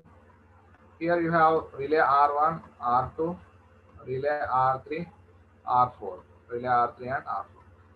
So relay R1 is non-directional, relay R1 is non-directional, relay R4 is non-directional, relay R2 operates for this fault, relay R3 should be operate for this fault. So relay R2, R3 are directionals, R2, R3 are directional relays, R1, R4 are non-directional relays. That is our conclusion that I have shown here. Okay. Now, by using this, whether you are getting reliable protection or not. Now let us observe. Now consider the fault F1. Now for this fault F1. Fault F1, it is censored by what? Fault F1. Fault F1. Now this is one direction and this is the other direction. Fault F1, it is censored by what? Censored by which relays? Censored by which relays? R1 senses the fault, R2 senses the fault, but R3 will not sense because observe the direction. R3 will not sense and R4 will sense. R4 will sense. So, but for reliable operation, which relays are to be operated? R1, R2. R4 should not operate. So, what is the condition that must be developed here? R4 should not operate first. So, what is the condition that must be developed? TR2 should be less than TR4. TR2 should be less than TR4. Then only R2 relay will operate first. Okay. So that is a condition that must be developed with respect to fault F1. Okay. Now let us consider the fault F2 in the other section. Now let us consider the fault F2 in this section. This fault F2, which one is in this direction, the fault is fed, and the other is in this direction, the fault will be fed. The fault F2 is censored by what? Fault F2 is censored by which relays? Fault F2 is censored by which relays? R1 senses the fault. R1 senses the fault. R2 will not sense because R2 is set to operate in this direction. R3 and R4. Now what is the reliable protection? Which relays are to be operated? Reliable protection or operation. Which relays are to be operated? R3, R4 are to be operated. R3, R4. R3, R4 to be operated. So in this direction, R3 should be operated first. What is the condition that must be developed? What is the condition that must be developed? Condition that must be developed here is TR3 should be less than TR1. TR3 should be less than TR1. Now observe this equation 1 and equation 2. Equation 1 and equation 2. Can you satisfy equation 1 and equation 2 simultaneously, sir? Yes or no? Equation 1 and equation 2 can be satisfied simultaneously or not? Yes, sir. So we can satisfy equation 1 and equation 2 simultaneously. So once you can get, is there any overlap? There is no overlap. So as you can satisfy equation 1 and equation 2 simultaneously, so we can get reliable protection by using R1, R4 as directional relays and R2, R3 as non-directional relays. So can we get reliable protection or not? Here, equation 1, 2 can be satisfied simultaneously, and reliable protection can be obtained, and reliable protection can be obtained. Okay, reliable protection can be obtained. So this is how you need to identify whether the relay is to be directional relay or non-directional relay. Okay, understood my point there? I'll repeat this procedure once again so that you will get the clear idea. So procedure to identify whether the relay is to be directional or non-directional. First step, what you need to do, identify the normal current directions. Second step, what you need to do, consider faults in different sections. And observe the direction of currents. First, what you need to do, normal currents. Second, consider faults and observe the direction of currents. If there is change in direction of current, then it is a directional relay. Set direction should be same as fault current direction. Set direction should be same as a fault current direction. If there is no change in direction, then it is a non-directional relay. If there is no change in direction, then it is a non-directional relay. Here I have shown, first step is normal current directions observed by the relays. Next, consider the faults. R1, there is no change. R1 is non-directional relay. NDR means what? Non-directional relay. R1 is non-directional relay. R2, there is a change in direction. So it is a directional relay. R3 there is a change in direction, so it is a directional relay. R3 is also a directional relay, because there is a change in direction of current. R4 there is no change in direction of current, it is a non-directional relay. So we came to a conclusion that R1, R2, R3, R4. R1 non-directional, R4 non-directional, R2, R3 are directional relays. So what is the condition? Still the condition must be satisfied. That is TR2 should be less than TR4. This is very important. What is the timing sequence that must be satisfied? TR2 should be less than TR4, TR3 should be less than TR1. So you can satisfy this equation 1 and 2 simultaneously and you can get the reliable protection. Okay. So we have discussed about radial system as well as interconnected system, and in case of radial system all the relays are what? Non-directional relays, but in case of interconnected system we need to use the mix of what? Directional relays as well as non-directional relays. Okay. Now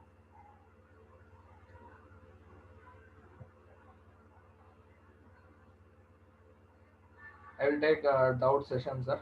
I will lower all your hands. If you have any doubts, you can raise your hand. If you have doubts, you can raise your hand, sir. If you have doubts, you can raise your hand. I will allow you to talk. Okay? If you have doubt, you can raise your hand. I will take the doubts. Jitendra. Hello. Just wait, sir. Jitendra. Now ask your doubt, Jitendra. Sir, I wanted to ask in this question that you have taken, wherein we are finding the directions of different relays.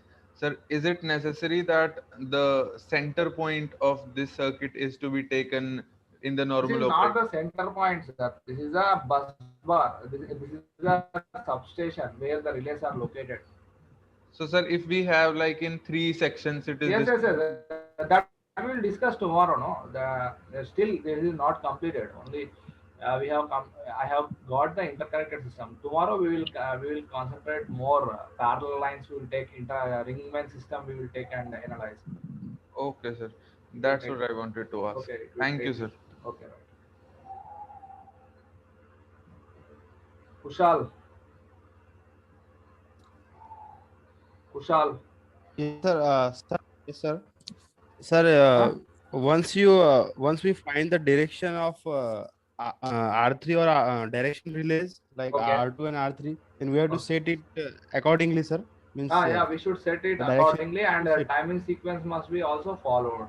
Means R3 should be in the S2 direction and R2 should be in the R3 should be R3 should be set to operate only in this direction, and R2 should be set to operate only in this direction. Okay, sir. And sir, in the time graded system, ask your doubt. Sir, in that slide, we have said that time graded in that slide, sir, the F1 fault near the source 1 F3 is fault near to the source. F3 is fault near to the source, first one source. We have said that 8 seconds it will take nearly. Okay. Approximately that example I have given you. Yes, sir. It will take approximately 8 seconds. But if R1 is sensing the F3 fault, then it should take 4 seconds. Sir. Means for R3, for F1, R3 take 4 seconds. So for F3, for F1, R3 takes 4 seconds. Yeah. So for R1 it is means definitely delayed time, sir. That time. So R1 here, this is a delayed time. Here we are just delaying the time of operation.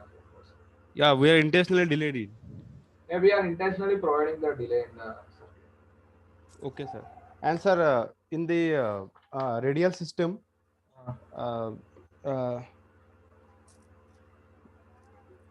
what is your doubt in radial system? The radial system, sir, fault directions. Fault direction, I have doubt in the fault direction. For directional and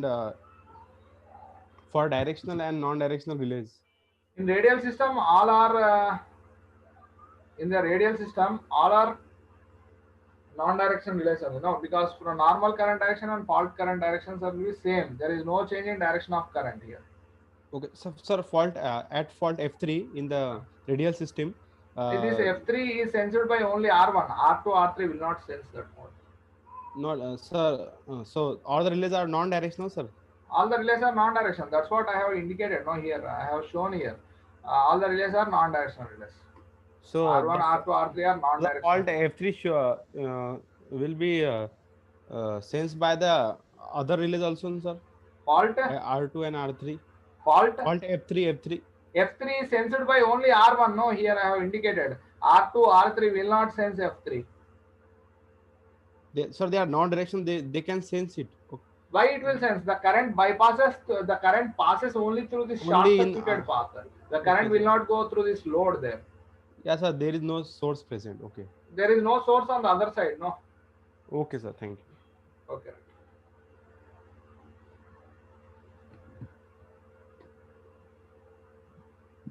Vaishnavi. Sir, in induction cup type relay, you said the torque to weight ratio is high, no, sir? Why it is like that, sir? I didn't get the point. Torque, force produced is more because flux linkages are more uniform.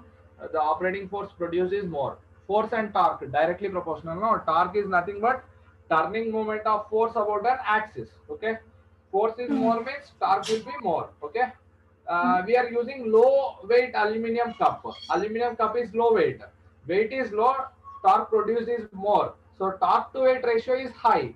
If torque to weight ratio is high in mechanical system, it shows that the frictional effect experienced by that rotating mechanism will be less. Okay. Okay, sir. Sir, relay will disconnect the live circuit and production circuit, sir, when relay becomes active. I'm not getting what relay will.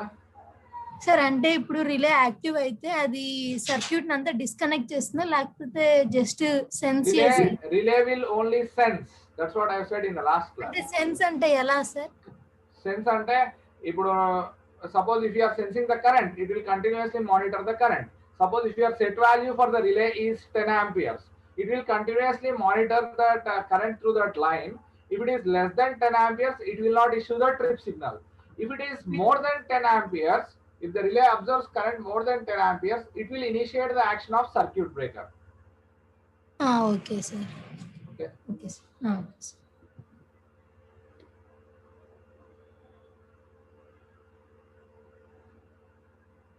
Srimatya S. So can you hear me, sir? Yeah. Sir, you have said that for a watt-hour relay, you told for short circuit it is not desired to use. So we use different degrees of connection to overcome the problem, sir. It is applicable only for watt-hour relay. Can you come to your question once again? Sir, for a watt-hour relay, you have told that it is not desired to use for a short circuit fault, It sir. is not desired means it is not sensing. It's not it is sensing. not sensing So the fault. It is not desired. It should whenever the fault takes place, it should sense, no? yes, sir. Yes, sir. But it is not desired. This operation is not desired. That's why we are going for different types of connections. Then it is applicable only for watt-hour relay without shading bar, sir. Shading band is not the constraint here. Shading band without shading band only we will use. Only special cases we will use that shading band. Okay, sir. Okay, thank you. Okay.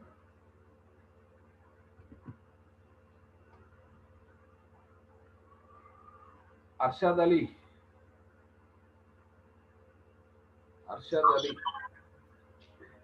Hello, sir. Ask your doubt, sir. Sir, I have a doubt in frame number 45. Page number 45. Yes, sir. Just wait.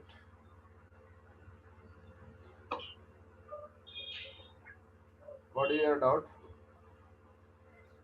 Sir, here you are taking two sources now.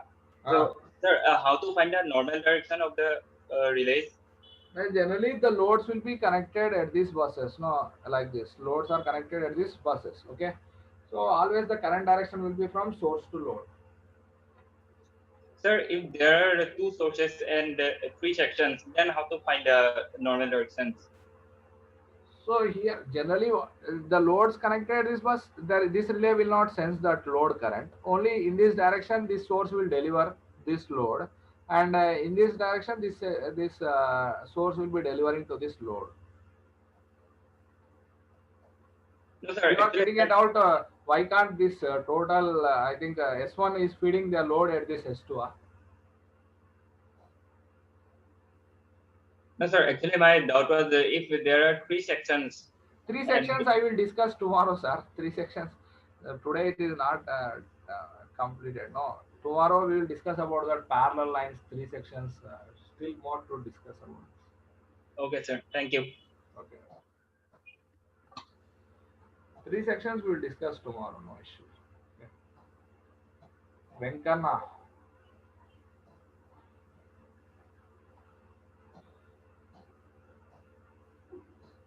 Are you there? Naga Vinith. Naga.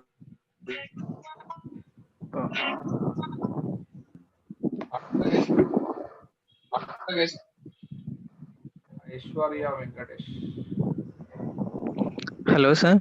Ask your doubt. Sir, my doubt is from yesterday. Who is talking? Unmute and talk. Who is asking the question? Unmute. Sir, why the flux is from unshaded portion is more, sir? Because in that shaded portion there is a shading band. No? Yes, sir. Can you show the flux direction, sir? Show it.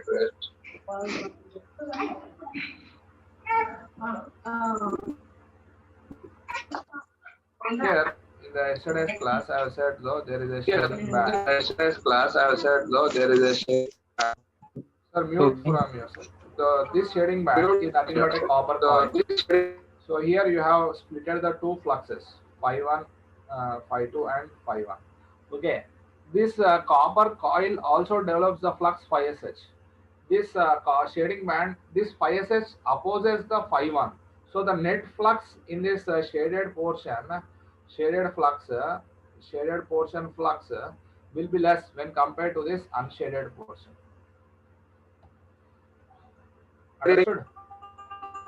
Understood? Okay, sir. Thank you, sir. Okay, right. Mute from yourself. Hello, sir. Ask your doubt. Sir, in 36 steps, sir. 36. Say what is your doubt? Sir, why you take high pickup value for the first relay, sir, and in the decreasing? Here, if you observe the fault F1, it is less severe because here the impedance up to this point will be more now when compared to this section. Then, IF is what? IF is V by ZF. Okay. Sir. If the impedance is more, the fault current will be less. That's why I have set the pickup current. That is the pickup current. I have set the pickup current less. But here, when you are coming to this section, if the fault takes place in this section only, this relay has to sense. That's why I have set this pickup current to 4 times full load current. If the fault takes place in this section, this relay will not sense that fault. To get reliable protection only, we are going for this reliable relay coordination. No? Since R1 experiences severe still high severe current, fault, that's why I have placed the sensitive, no, sir. For low current also, it should be more sensitive, no, sir. But if the fault takes place in this section, no, this is nearer to the source. It will have a minimum pickup of this 6 times full load current. Minimum fault current in this section will be 6 times full load current as per my analysis. Okay, sir. Okay, if the fault takes place in this section, minimum current is 4 times full load current. Okay, sir. That's why. Got it? Yes, sir. Okay. Yugasri.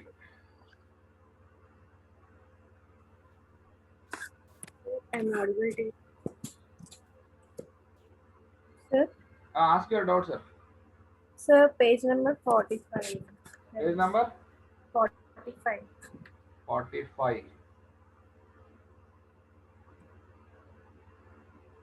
What is your doubt?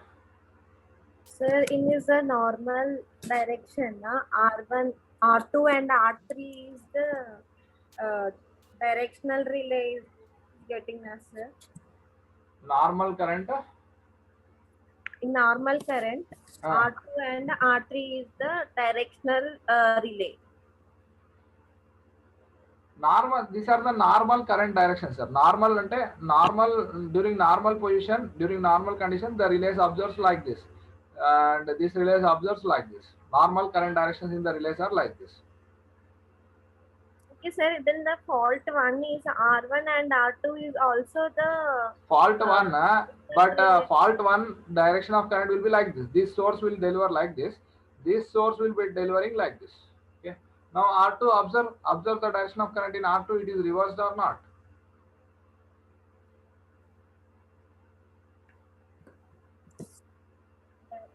Understood my point? Are you there? Yes, sir. Still you have doubt? I will visualize you through that animation. Do you want? Or you have doubt? In R1, R2, R3 in the Just fault. wait. Let us look through that animation here. If you observe here,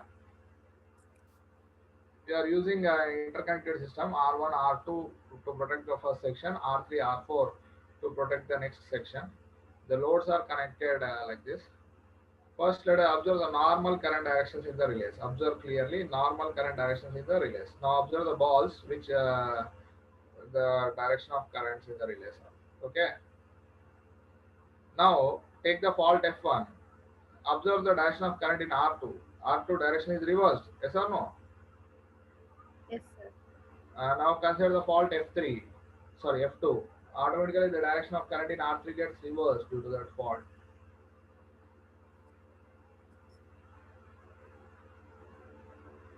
Okay, so whenever there is a change in direction of current, there is a directional relay. Otherwise, it is a non-directional relay. Okay. I think your doubt has been cleared. Are you there? Yes, sir. Okay. In the opposite direction is not a directional relay, sir. If the direction, normal current direction to fault current direction, is there any change, then it is a directional relay. Okay, the procedure is like this. If there is a change in direction of current from normal condition to fault condition, then it is a directional relay. If there is no change in direction of current from normal condition to fault condition, then it is a non-directional relay. Yes, sir. Okay, thank you, sir. Okay. So that is a procedure that I have given here. No. Procedure I have given. If there is change in direction of current from normal condition to fault condition, then it is a directional relay. Set direction is same as fault current direction. If there is no change in direction of current from normal condition to fault condition, that is a non-directional relay. That is a procedure to identify which relay is to be directional and which relay is to be non-directional. Okay. Hello, sir. Ask your doubt. Sir, time setting multiplier, sir, explain chesara, sir. Time setting multiplier, it is nothing but it is a ratio of what? Actual time of operation of the relay in seconds to the time of operation specified by the manufacturer at that particular PSM for the total rotation. Okay, manufacturer will give for total rotation, but if you are setting to the if you are reducing the time of operation, suppose if the manufacturer gives for 100 kilometers distance travel, okay, but if you want only 50 kilometers distance travel, half of that will be the time multiplier setting. That is the. Okay, sir. Got it, sir. Thank you, sir. Okay. Hello, sir. Ask your doubt. Yes, sir. In general, in any relays, the relay will operate only when operating force is greater than the restraining force, sir. Yeah, yes. In that restraining force, Fr is equals to K2, sir. Yeah. Is that K2 is always constant, sir? I mean, at that particular instant of current, that will be constant, no? Sir, I mean, generally restraining force is taken as K2 into some X, that X is variable now, sir. No, what I am saying, suppose if you are applying force on the spring and your force is constant, the force developed by the spring will be also constant, no? Okay, sir. At that particular instant, we are taking it as constant. That will be constant. Okay, sir. And one more doubt, sir. what is the general significance of this TSM and PSM, sir? Here the characteristic of the relay will be specified for TMS of 1. That means for complete operation. That means for 100% rotation of the disk, a total 100% of the distance traveled, TMS will be specified. Okay. For remaining time multiplier setting, we need to multiply with that TMS. Okay. Suppose if you want to travel 100 kilometers distance, for 100 kilometer distance, if you take some 10 hours. But if you have reduced your distance to 50 kilometers, then what will be the time of operation? 5 hours, no? Yes, sir. That is a multiplier that will use to calculate the characteristics of that relay will be specified in terms of that. Okay, sir. Sir, one more doubt, sir. Sir, in connections, I mean 0 degrees, 30 degrees, which is mostly preferred? 90 degrees. 90 degrees is mostly preferred. Sir, 1 minute, sir. There, 90 degrees and 60 degrees have same sensitivities, no, sir? But yes. But that is the limitation of 60 degrees as midpoint transformer. Here, midpoint transformer is required. Cost will be more, no? Yes, sir. Cost of that will be more. Okay, sir. Cost will be more. Having same sensitivities, no, same operation, but cost will be more. Okay, sir. Thank you, sir.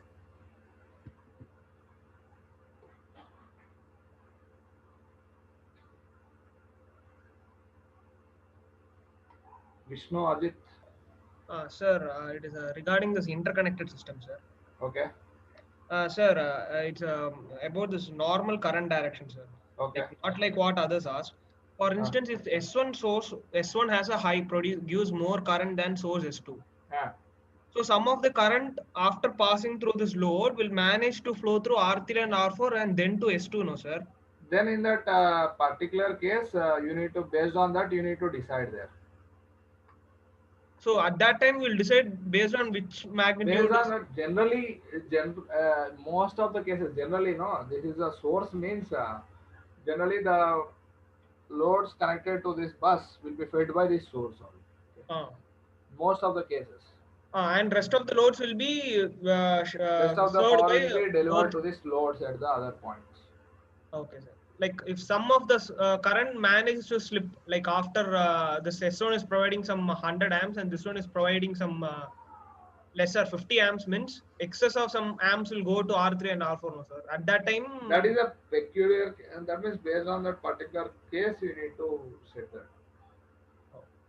So generally, we'll assume like this only, like R3, R4 will be. Generally, you should assume like this. There are procedure to assume. So even if in an exams also, just assume this thing and we can solve. Generally, we should assume like that. Source to load.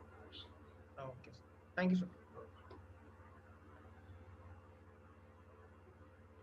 Prudviraj.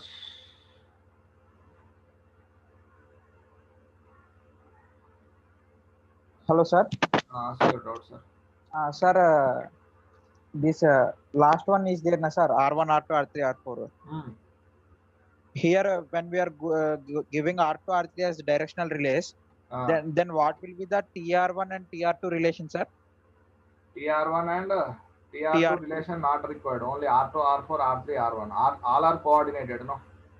All are coordinated, sir. But if you are assuming R2 is equal to R3, then TR2 should be less than TR1, na, sir? I'm not getting what you are saying. If you are assuming R2 is equal to R3, TR2 is equal to TR3, then TR2 should be less than TR1. TR2 less than TR1. TR1. Why? Because you are assuming TR2 and TR3 are equal. TR2, TR3 are equal, okay. Because they are functioning at almost same place, the system should respond for fault near to it in a same manner. That's why I'm assuming TR2 and TR3 are equal. Okay. Then TR2 will be less than TR1. Okay.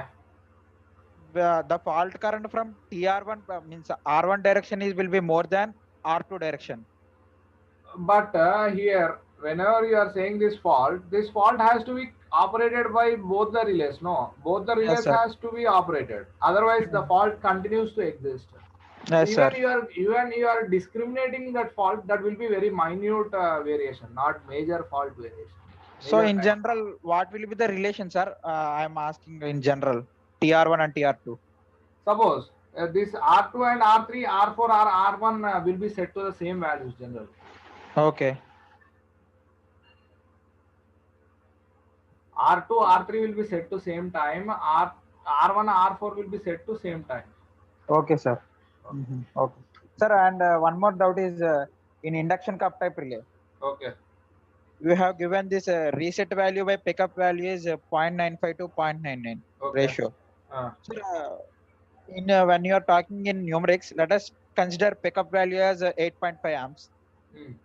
Then what will be the reset value? That is, suppose if you take 0.95 into that 0.8. Okay, sir. Then what is the physical significance of this ratio, sir?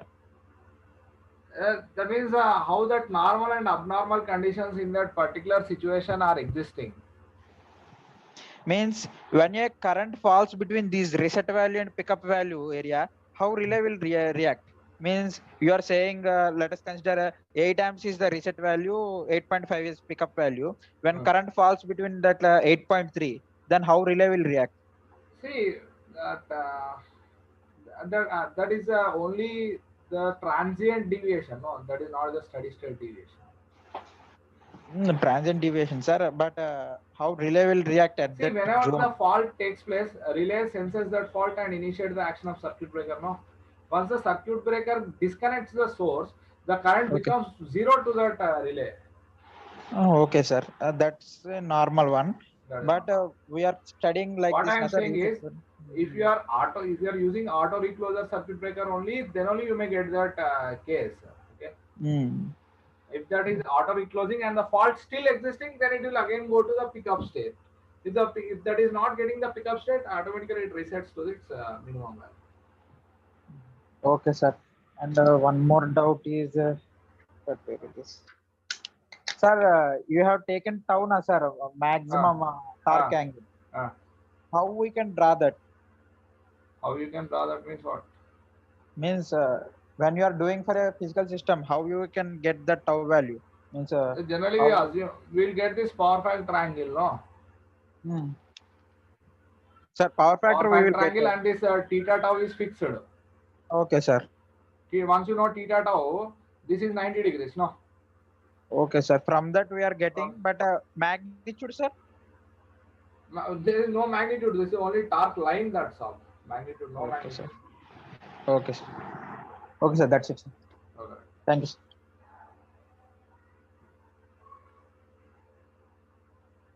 Okay, right. We'll close our session for today. Sir, Ask your.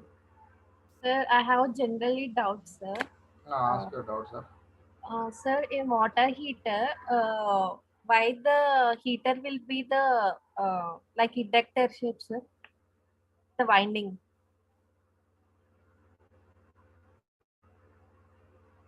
Generally, that heating element is resistive in nature, no? You can. I will come to your doubt just right. So, if others having any doubts, you can WhatsApp to this number or you can mail to this.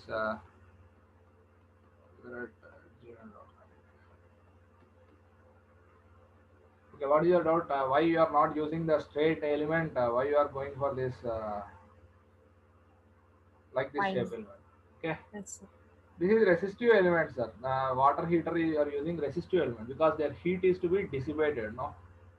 But if you are going for straight line, you will get the less conductor. What if you are going for this circular shape, you will get more conductor, so that more element you will be getting, heating element. Understood my point? Okay, sir. It is the danger.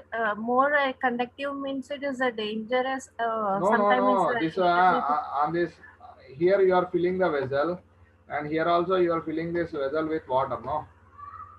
Yes, sir. Okay. Water is to be heated. Their heat is to be dissipated, no? Heat dissipation వల్లనే అక్కడ heat generate అవుతుంది కదా, అంటే అక్కడ heat dissipation concept. అవును sir. Okay, right, sir. If you have any doubts further, you can mail it to me or contact me on this number. Okay. Let us close the session for today.